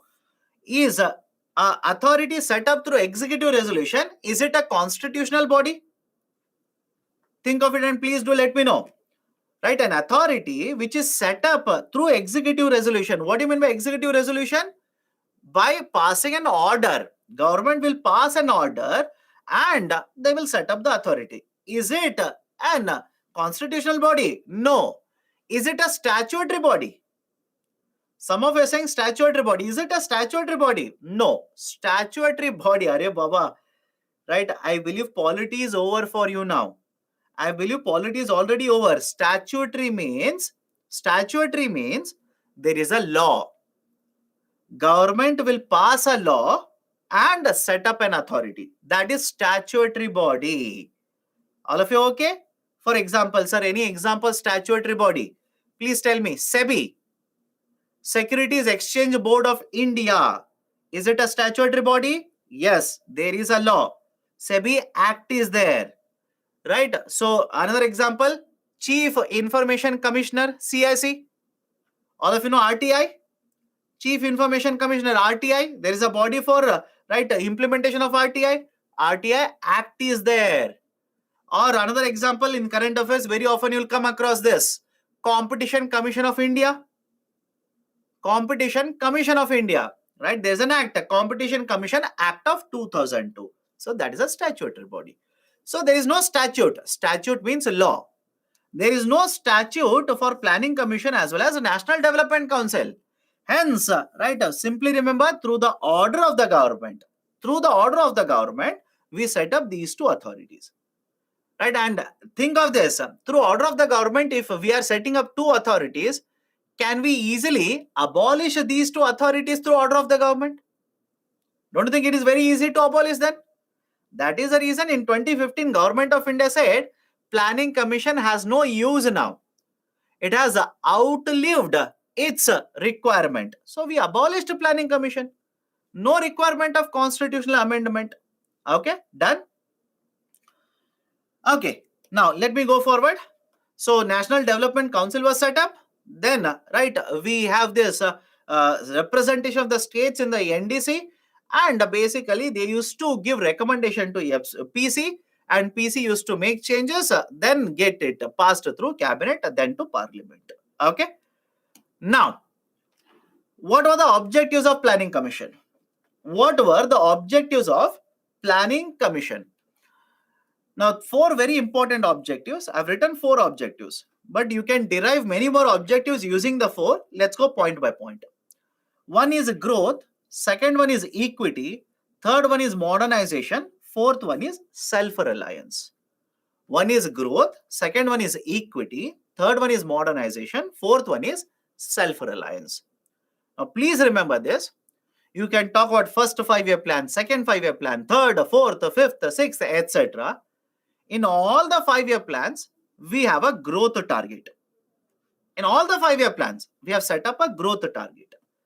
But especially, please understand this, especially in the beginning part, especially in the first 5-year plan, second 5-year plan, our main objective was to achieve growth only. Understand this very carefully.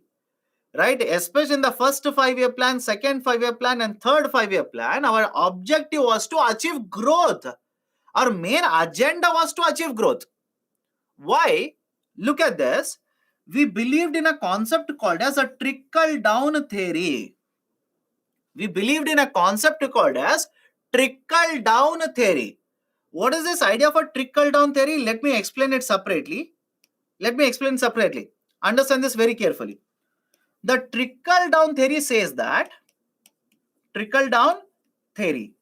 says that if you provide benefits to rich, that is government provides benefits to rich, then these benefits will flow down.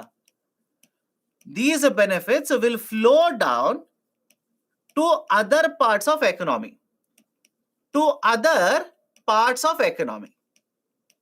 How? I'll explain this. Have patience. Other parts of the economy. If you provide benefits to the rich, then other parts of the economy will also get these benefits. So how is that possible? Let me explain. Imagine, right, there are rich people, rich businessmen, very, very rich. They have a lot of money. If Government of India will reduce, I'll take just extreme example. If Government of India will reduce the income tax rate to 0%, right? Imagine government will reduce the income tax rate to 0% on these people. What do you think will happen now? Rich people will have more money. And if people have more money, don't you think they will invest in the economy? Yes or no? They will invest in the economy. And when they invest in the economy, right, what will happen to production? What will happen to employment in the economy? Please tell me. What will happen to the production? What will happen to the employment? Production will start increasing. Employment will start increasing. And when employment increases, the salaries earned by the houses will also increase. All of you okay with this? The salaries, wages earned by the houses will increase. And as a result of this, one, the demand for the goods and services will increase, and a lot of population will move out of poverty. All of you okay with this? Lot of population will start moving out of poverty. So now look at this. If you provide benefits to rich, if you provide benefits to people who have money, then it will lead to flowing down of the benefits to other part of the economy. This is called as a trickle-down theory. Now please tell me, Do you think this will work out always in the economy? Let me know. Do you think this will work out always in the economy? No, my dear, this will not work out. This will not work out. Some of you are saying yes, no. This will not work out. This will not work out. In fact, right, this was actually tried out by earlier UK government. Right, this was actually tried out by earlier UK government. Have you heard of Liz Elizabeth Truss? Right, the previous prime minister or the former prime minister of UK, England, by the way, right, the ex prime minister of England, she actually tried out this idea itself, where they actually reduced the taxation on investors, where they actually reduced more taxes on rich people, assuming that they will invest more. But no, this is no guarantee that it will provide benefit to the economy. Why? Any guarantee rich will invest in the economy? Imagine recession is there. Imagine recession is there, or slowdown is there. Do you think companies will invest in the economy? No guarantee, my dear. They will not invest. They will have more savings. They will not invest. And what is a guarantee that they will invest and create jobs? Rather, creating jobs, they may remove more people. That can also happen. Right? So I hope you understand the argument. Argument was very simple. Government felt we should achieve more growth. We should achieve more growth, and in the process of achieving more growth, automatically poverty will come down. Automatically jobs would created. Automatically investment will start increasing. That was the reason. Initially, for first couple of 5-year plans, our majority focus was on achieving growth only. Because if we are achieving growth, it means higher demand is there, higher production is there, right? Poverty is reducing, etc., etc. That was the reason trickle down theory was the focus initially in the 5-year plan. But over a period of time, we have changed the strategy. We have changed the strategy. You will understand it. Have some patience. 4th 5-year plan, you will see the change in strategy. 5th 5-year plan, you will see the change in strategy, etc., etc. Okay. Now, so first one was growth. Now, second one was equity. What do you mean by equity? Income inequalities are present, we will reduce them. Regional disparities are present, we will reduce them. In fact, in many 5-year plans, regional disparities were discussed. For example, remember 4th 5-year plan. Regional disparity, regional inequalities was being discussed.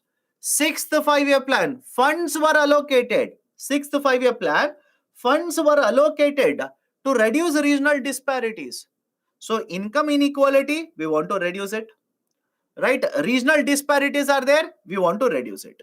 So that we will ensure that whatever is the benefit of the growth, every region will get the benefit of the growth. All the population will get the benefit of the growth.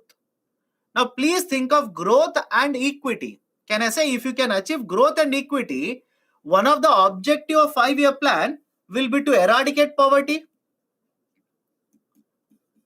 Let me know. If you can achieve growth as well as equity, right, one more objective of the planning commission will be to eradicate poverty. All of you are okay with this? All of you okay? Anybody has a problem? Can I say one more objective will be employment generation?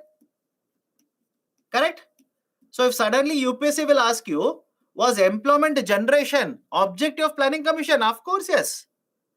Was eradicating poverty objective of planning commission? Of course, yes. Right? Because if you're achieving growth, achieving equity, employment growth will be there, reduction in poverty will take place. Third one, modernization. What do you mean by modernization? It basically refers to adoption of new technologies, better technologies, in order to improve productivity, in order to improve production, in order to improve overall economic activity. That was basically the idea for modernization. And finally, self-reliance. Finally, the argument of self-reliance. Now, please understand, in 1950s, India was dependent on investment, that is basically foreign investment in India. It was dependent on foreign capital, We used to borrow a lot of money. We used to borrow a lot of money so that we can invest in India. India was dependent on food grains, right? Import of food grains. We used to import a lot of food grains from other countries. For example, we imported from USA, United States of America. India was dependent on import of machinery. India was dependent on import of raw materials, etc. So our import dependence was very, very high, right? Our import dependence on capital goods, consumer goods, etc. was very, very high in India. We want to reduce this import dependence by promoting what? Atmanirbharata, by promoting self-reliance. In fact, please remember this, especially second 5-year plan is known for this. Especially the second 5-year plan is known to promote the idea of industrialization in India, reduce import dependence. We want to replace, there's a term called as import substitution. There's a term called as import substitution. What do you mean by import substitution? I'll take a very simple example. Imagine this is a consumer good. Imagine I will produce this consumer good in the domestic market. Now, please tell me, if I can produce this consumer good in the domestic market, will there be a need for importing now? Think of it. Will there be a need for importing? No, import dependence will come down. Can I say it is nothing but import substitution? Let me know. Can I say this is nothing but import substitution? What do you mean by import substitution? Produce in the domestic market, consume it rather than importing it. So second 5-year plan promoted the idea of industrialization, which would lead to self-reliance by substituting the imports. Consumer goods, we wanted to go for import substitution. Capital goods, we wanted to go for import substitution. So these were the 4 very important objectives or the long-term goals of Planning Commission. Okay, next. Please have a look at all the 5-year plans. I will give you a trick. Please make observation, right? Try to remember all the 5-year plans. Sir, how do I remember? 12 5-year plans are there. Very difficult. These are not continuous. That is the trick. What is the trick here? Please look at the first 3 5-year plans. 51, 56, 56, 61, 61, 66. Any gap? Please observe. Any gap in all the first 3 5-year plans? Absolutely no gap. Any difficulty in remembering first 3 5-year plan? The years. 51, 56, 56, 61, 61, 66. Now, after this first 3 5-year plan, there is a gap here. This is called as a plan holiday. This is called as plan holiday. What do you mean by plan holiday?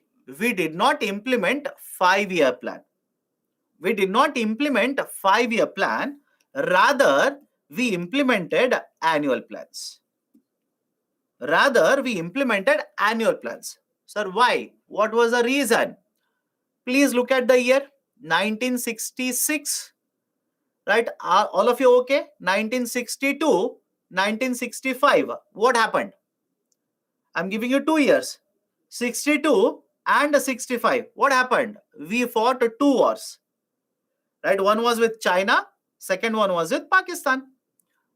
1964-65. Drought-like situation happened in India. Drought-like situation. And at this point of time, please tell me, do you think government will be more focused on 5-year plans? No. India was not focused on 5-year plans. In fact, the government of India said, let me not implement another 5-year plan. Let me take a break. That is the reason plan holiday was given. We implemented annual plans. Now come to 4th and 5th. Any gap between 4th and 5th? 69, 74, 74, 75. No gap. But suddenly you will see there is a gap between 5th and 6th 5-year plan. Suddenly 79 and 80. So what happened? Why there is a gap? In fact, please understand this.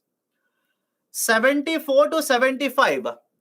Go back to your high school, right? Search in your mind. What do you think has happened in this time period in India? Emergency. All of you know this? Emergency. And after emergency, elections were conducted and the new party formed the government. Correct? New party, Janata government, very, very famous. Janata government was formed.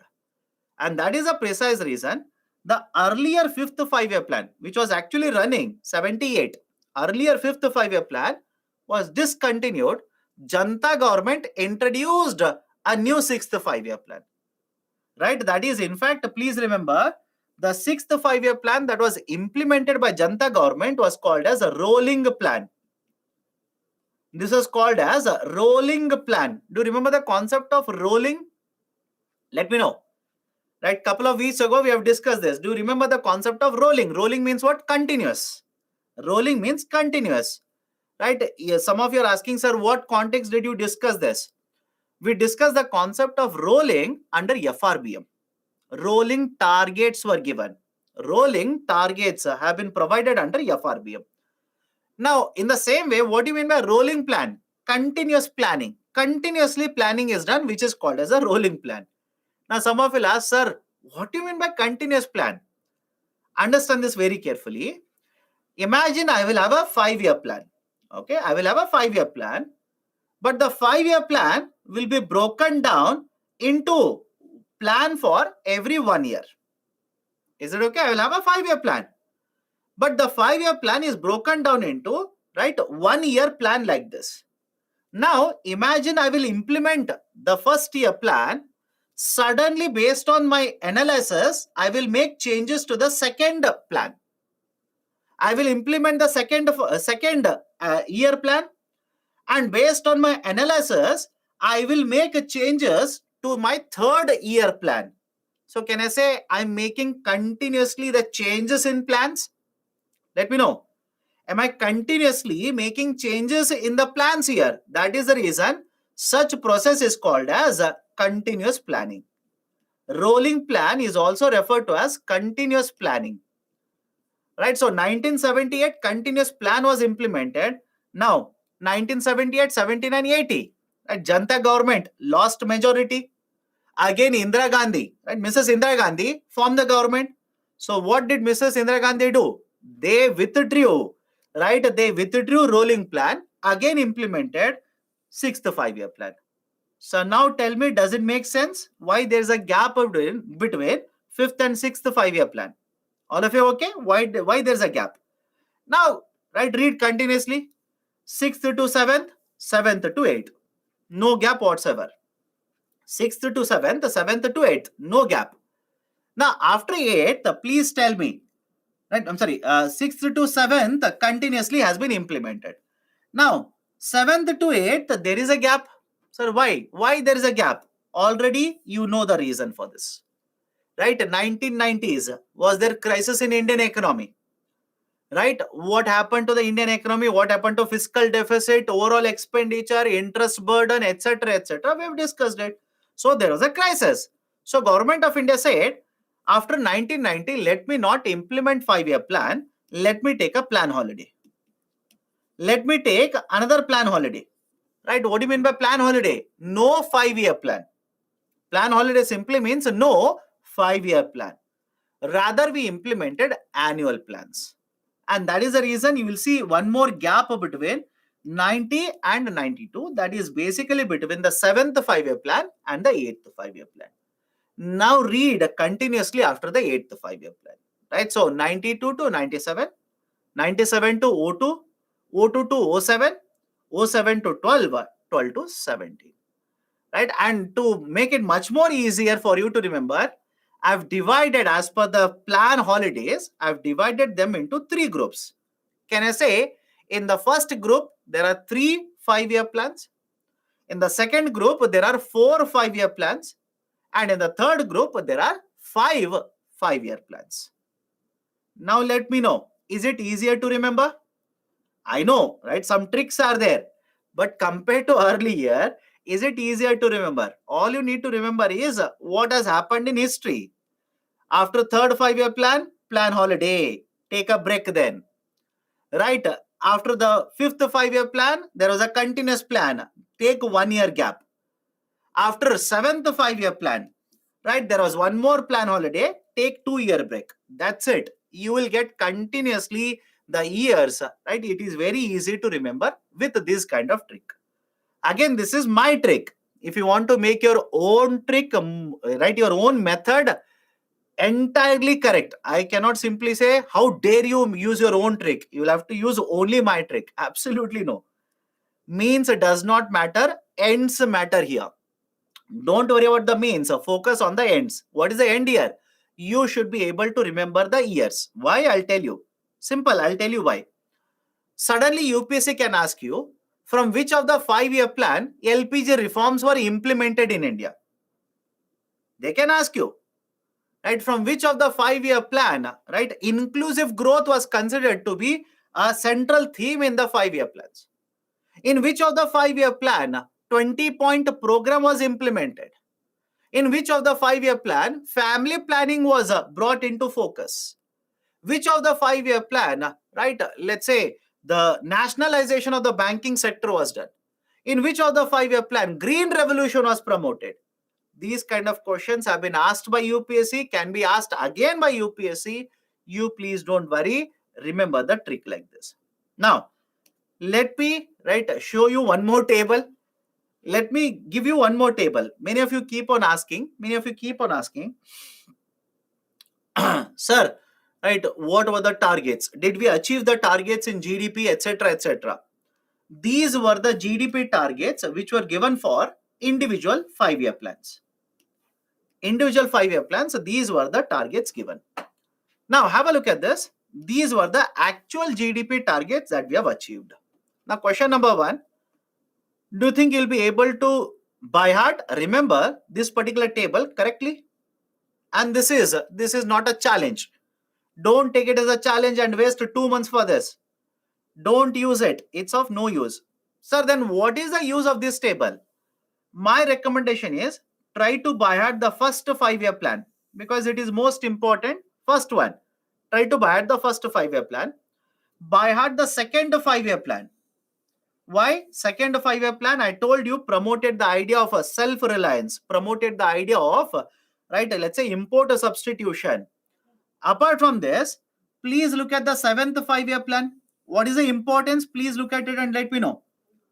Please look at the 7th 5-year plan. This was the first ever 5-year plan in India, wherein we were able to hit the GDP growth rate of 6%. We were able to hit the GDP growth rate of 6%. And after that, it has become a common thing. It has become very common, right? But it was the 7th 5-year plan for the first time ever when we hit 6% GDP growth rate. That's the reason. Please remember this. In fact, in the 7th 5-year plan, you will come across one very important point of financial year 89. Financial year 89. And why financial year 89 is known in Indian economy? For the first time ever, India's agriculture sector registered a double-digit growth rate. I will repeat the statement. Why is the financial year 89 known in the 7th 5-year plan? For the first time ever, India's agriculture sector registered a double-digit GDP growth rate. That is, India's agriculture sector registered a growth rate of 10.4% in financial year 89. So these are some of the reasons why you will have to remember. No option. You will have to remember some of the 5-year plan, the target, as well as what was the achievement. Done? Can we go forward now? Can we go forward? Right? So have a look at the table. Right? So please look at the table. Remember some of the right achievements. Now let me enter into individual 5-year plans. First 5-year plan, second 5-year plan, third 5-year plan, etc., etc. What are the important points? Point number 1, government promoted agriculture sector in the first 5-year plan. Anybody has a problem why agriculture sector was the focus here? I've told you the historical context.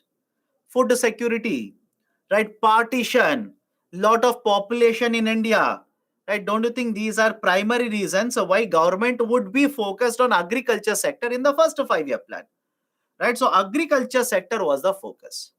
Second, in the first 5-year plan, if you want to promote agriculture sector, don't you think you will have to implement land reforms? Let me know. Don't you think you will have to implement land reforms? Right? That was the reason why in the first 5-year plan, land reforms were actually initiated by the government. For example, abolition of zamindari system. Right? Many of you are saying it is not over. It will be covered under post-independence history. I repeat, land reforms will be covered under post-independence history. Please don't worry. Abolition of zamindari system was actually initiated during the first 5-year plan itself. So focus was agriculture, right? Promotion of irrigation projects, promotion of land reforms, right? And apart from this, what are the important points? One, imports of food grains into India were very, very high. We wanted to address it. Inflation rates were rising. We wanted to address it. Food security was a concern. We wanted to address it. Now, apart from these 4 to 5 points, one more very important point. Please remember this. To begin with, in the first couple of 5-year plans, government followed a model called as Harrod-Domer model. I repeat, to begin with, in the first couple of 5-year plans, Government of India followed a model called as Harrod-Domer model. Now, what is this Harrod-Domer model? The Harrod-Domer model states that if an economy wants to achieve a higher growth rate, then the savings rate has to increase and the capital output ratio has to decrease. I'll explain this. Please listen to me very carefully. What is this Harrod-Domer model? There are two economists, right? Harrod is one economist, Domer is another economist. The clubbing of models have been used and clubbed together. This is called as a Harrod-Domer model. What does Harrod-Domer model say? It says that if an economy wants to achieve a higher growth, then savings rate has to increase and capital output ratio has to decrease. Now, please do let me know, all of you are okay, why savings will promote higher growth in the economy. Let me know. I need to discuss 2 points here. One, how savings will contribute, how capital output ratio is important. All of you are okay, why higher savings will promote growth in the Indian economy. Higher savings means higher investments. Higher investments means, right, higher loans. Higher loans are taken by companies, higher production, etc., etc. We have discussed this multiple times now. Now, what is this capital output ratio? What is this idea of a capital output ratio? Let me ask you a very simple question. Imagine you will invest 100 rupee.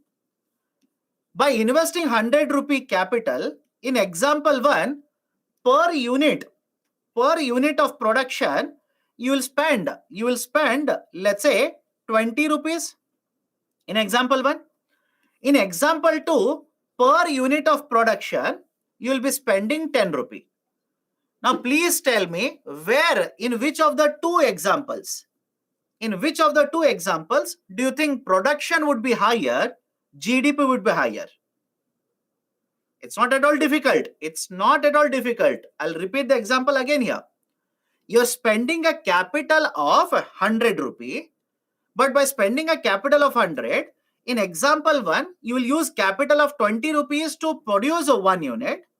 In example 2, you will use a capital of 10 rupees to produce 1 unit. So can I simply say, based on this, in example 2, because we are using lesser capital, production would be higher, GDP would be higher? Let me know. In example 2, because we are using lesser capital, production would be higher, GDP would be higher. So understand the logic here. There's a term called as capital output ratio.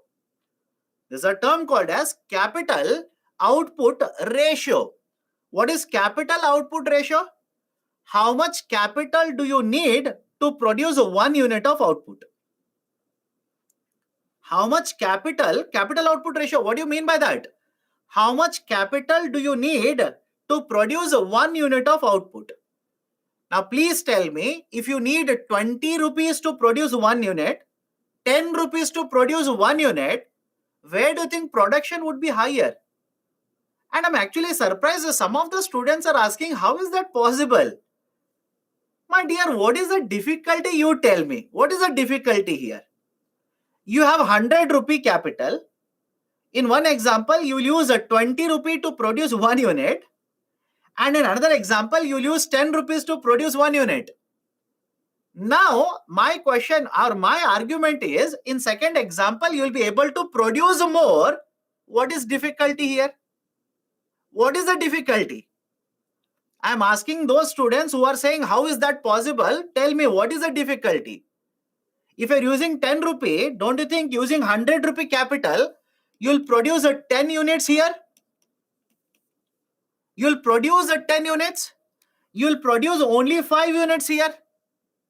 Right? So don't you think if you produce more units, productivity of the economy would be higher and overall production in the economy will increase and that will contribute more to growth? I hope you understand the logic. I hope you understand the logic here. Right? So I hope you understand the logic. Productivity would be higher, right? Production would start increasing, more jobs would be generated, more growth would take place. That is the concept of capital output ratio. Capital output ratio. Please understand, I'm talking about capital. My dear, I'm talking about capital. Capital means how much money you will use, right, in the form of capital to produce a good. Right? So higher capital output ratio means productivity is a lower capital output ratio means productivity would be higher. That is always going to contribute to the economy, right? That is always going to contribute to the economy, right? So to achieve a higher growth, increase the savings, reduce the capital output ratio. That was basically the concept of Harrod-Domer model. Harrod-Domer model. Any problem here? Any problem? Can we go forward? And again, I'm actually surprised. Some of the students are not able to follow what I'm discussing. My dear, am I talking about capital or am I talking about market prices? Tell me. Arey Baba, tell me, am I talking about capital or am I talking about market prices here? GDP is market prices. Am I talking about GDP here? Think, no. Before asking these kind of questions, please think. Right? I will spend 100 rupee to purchase a machinery. That is capital. But using that 100 rupee capital, in one example, I'll produce a 10. In second example, I'll produce 5. Right? So don't you think capital consumption per unit, if it is lesser, more productivity will be there? More productivity means more output. More output means GDP would be higher. So understand the logic behind that. Right? So this is basically the concept of Harrod-Domer model. So in the first 5-year plan, second 5-year plan, we actually followed Harrod-Domer model. Okay. Done? Who is Harrod? Who is Domer? My dear, Harrod is one economist. Domer is another economist. Right? So they proposed different theories. There's a clubbing of the theory, which is called as a Harrod-Domer model. Can we go forward now? Can we go forward? Last concept, incremental capital output ratio. Last concept is incremental capital output ratio. Now think of it. Historically, we have invested money in the capital. All of you okay with this? Historically, from 1950 to 1980, from 1950 to 1990, we have invested a lot of money in the capital.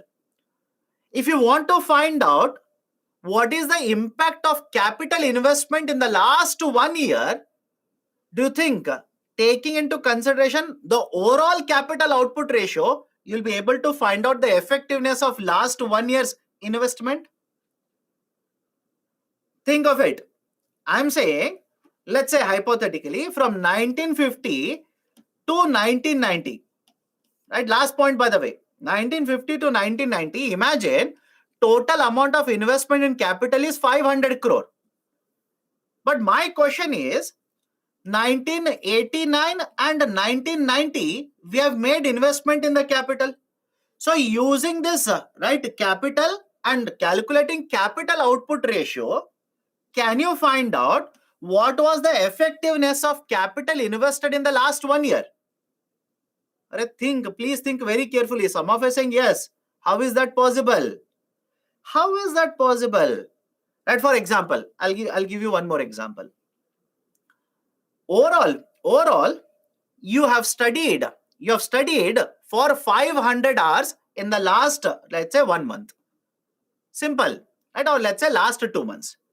In the last 2 months, overall, you have studied 500 hours. Now, based on this data only, can you tell me whether your studies in the last 1 week, was it effective or not effective? Think of this at least now.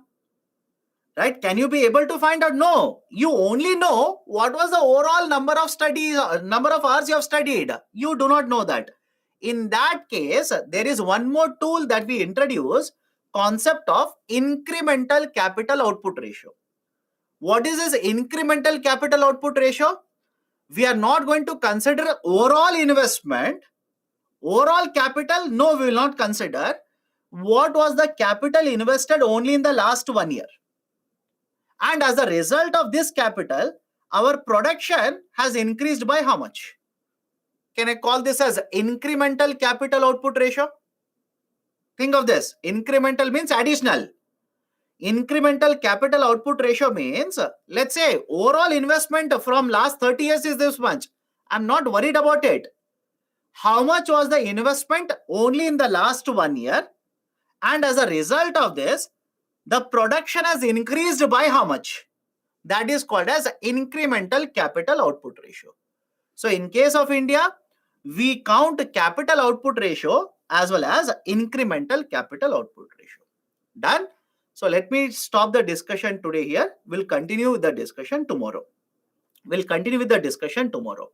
Okay, so first 5-year plan, second 5-year plan. Tomorrow, be ready. In the beginning, I'll discuss a lot of factual information. You can complain, you can argue against me, you can scold me. Many of you do that tomorrow, I know that. Because I'll continuously discuss 12 5-year plans. Out of 12, I've already covered one. I'll discuss another 11 5-year plans. 4 points in all the 11 5-year plans.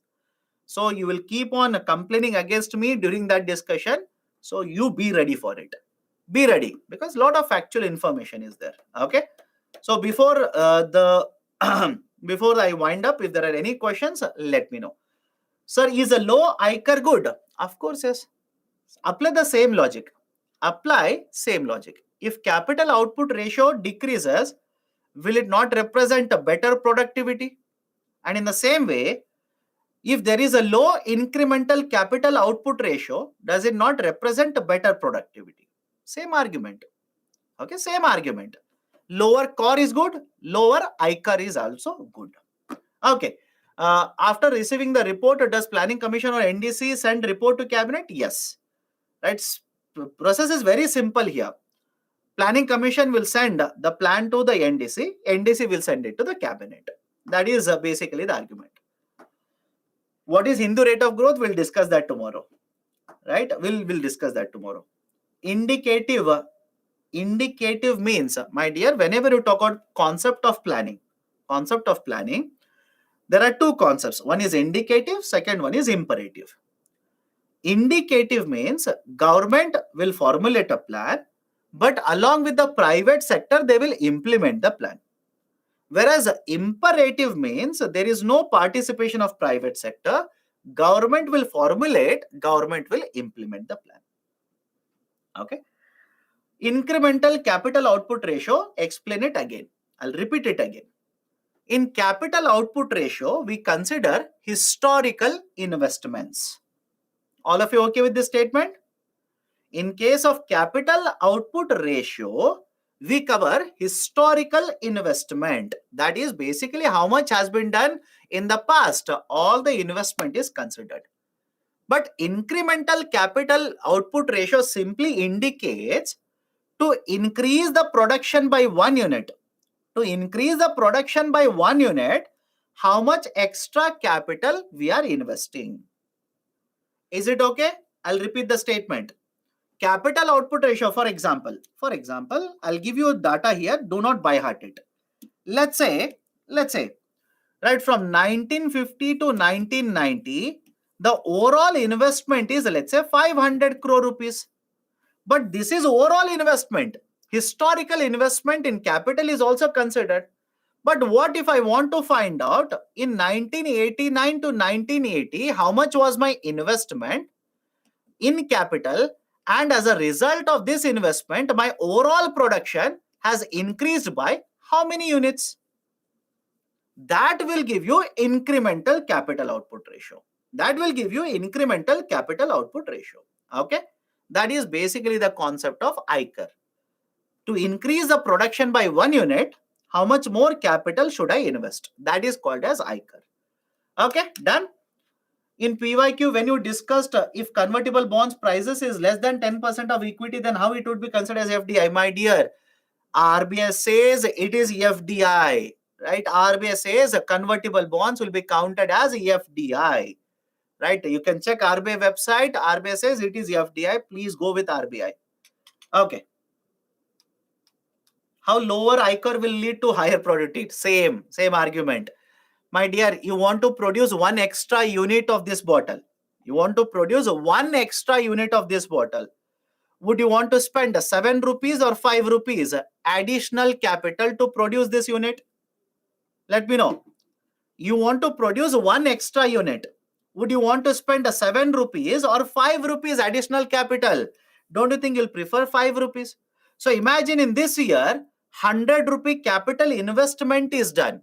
100 rupee capital investment is done. Don't you think if your ICAR is a 5 rupee, your productivity would be much higher? Same argument. Okay. Done. So let me stop the discussion today here. Tomorrow we'll continue with the discussion. We'll start with second 5-year plan. That is a heavy industrialization Mahalanobis strategy. Right? We'll discuss a second. We'll start from second 5-year plan tomorrow. So that's it from my side. Take care. See you tomorrow. So tomorrow as well as day after tomorrow, we'll be finishing the Indian economy part for you. Okay. So take care. See you tomorrow sharp at 6 a.m. Have a great day.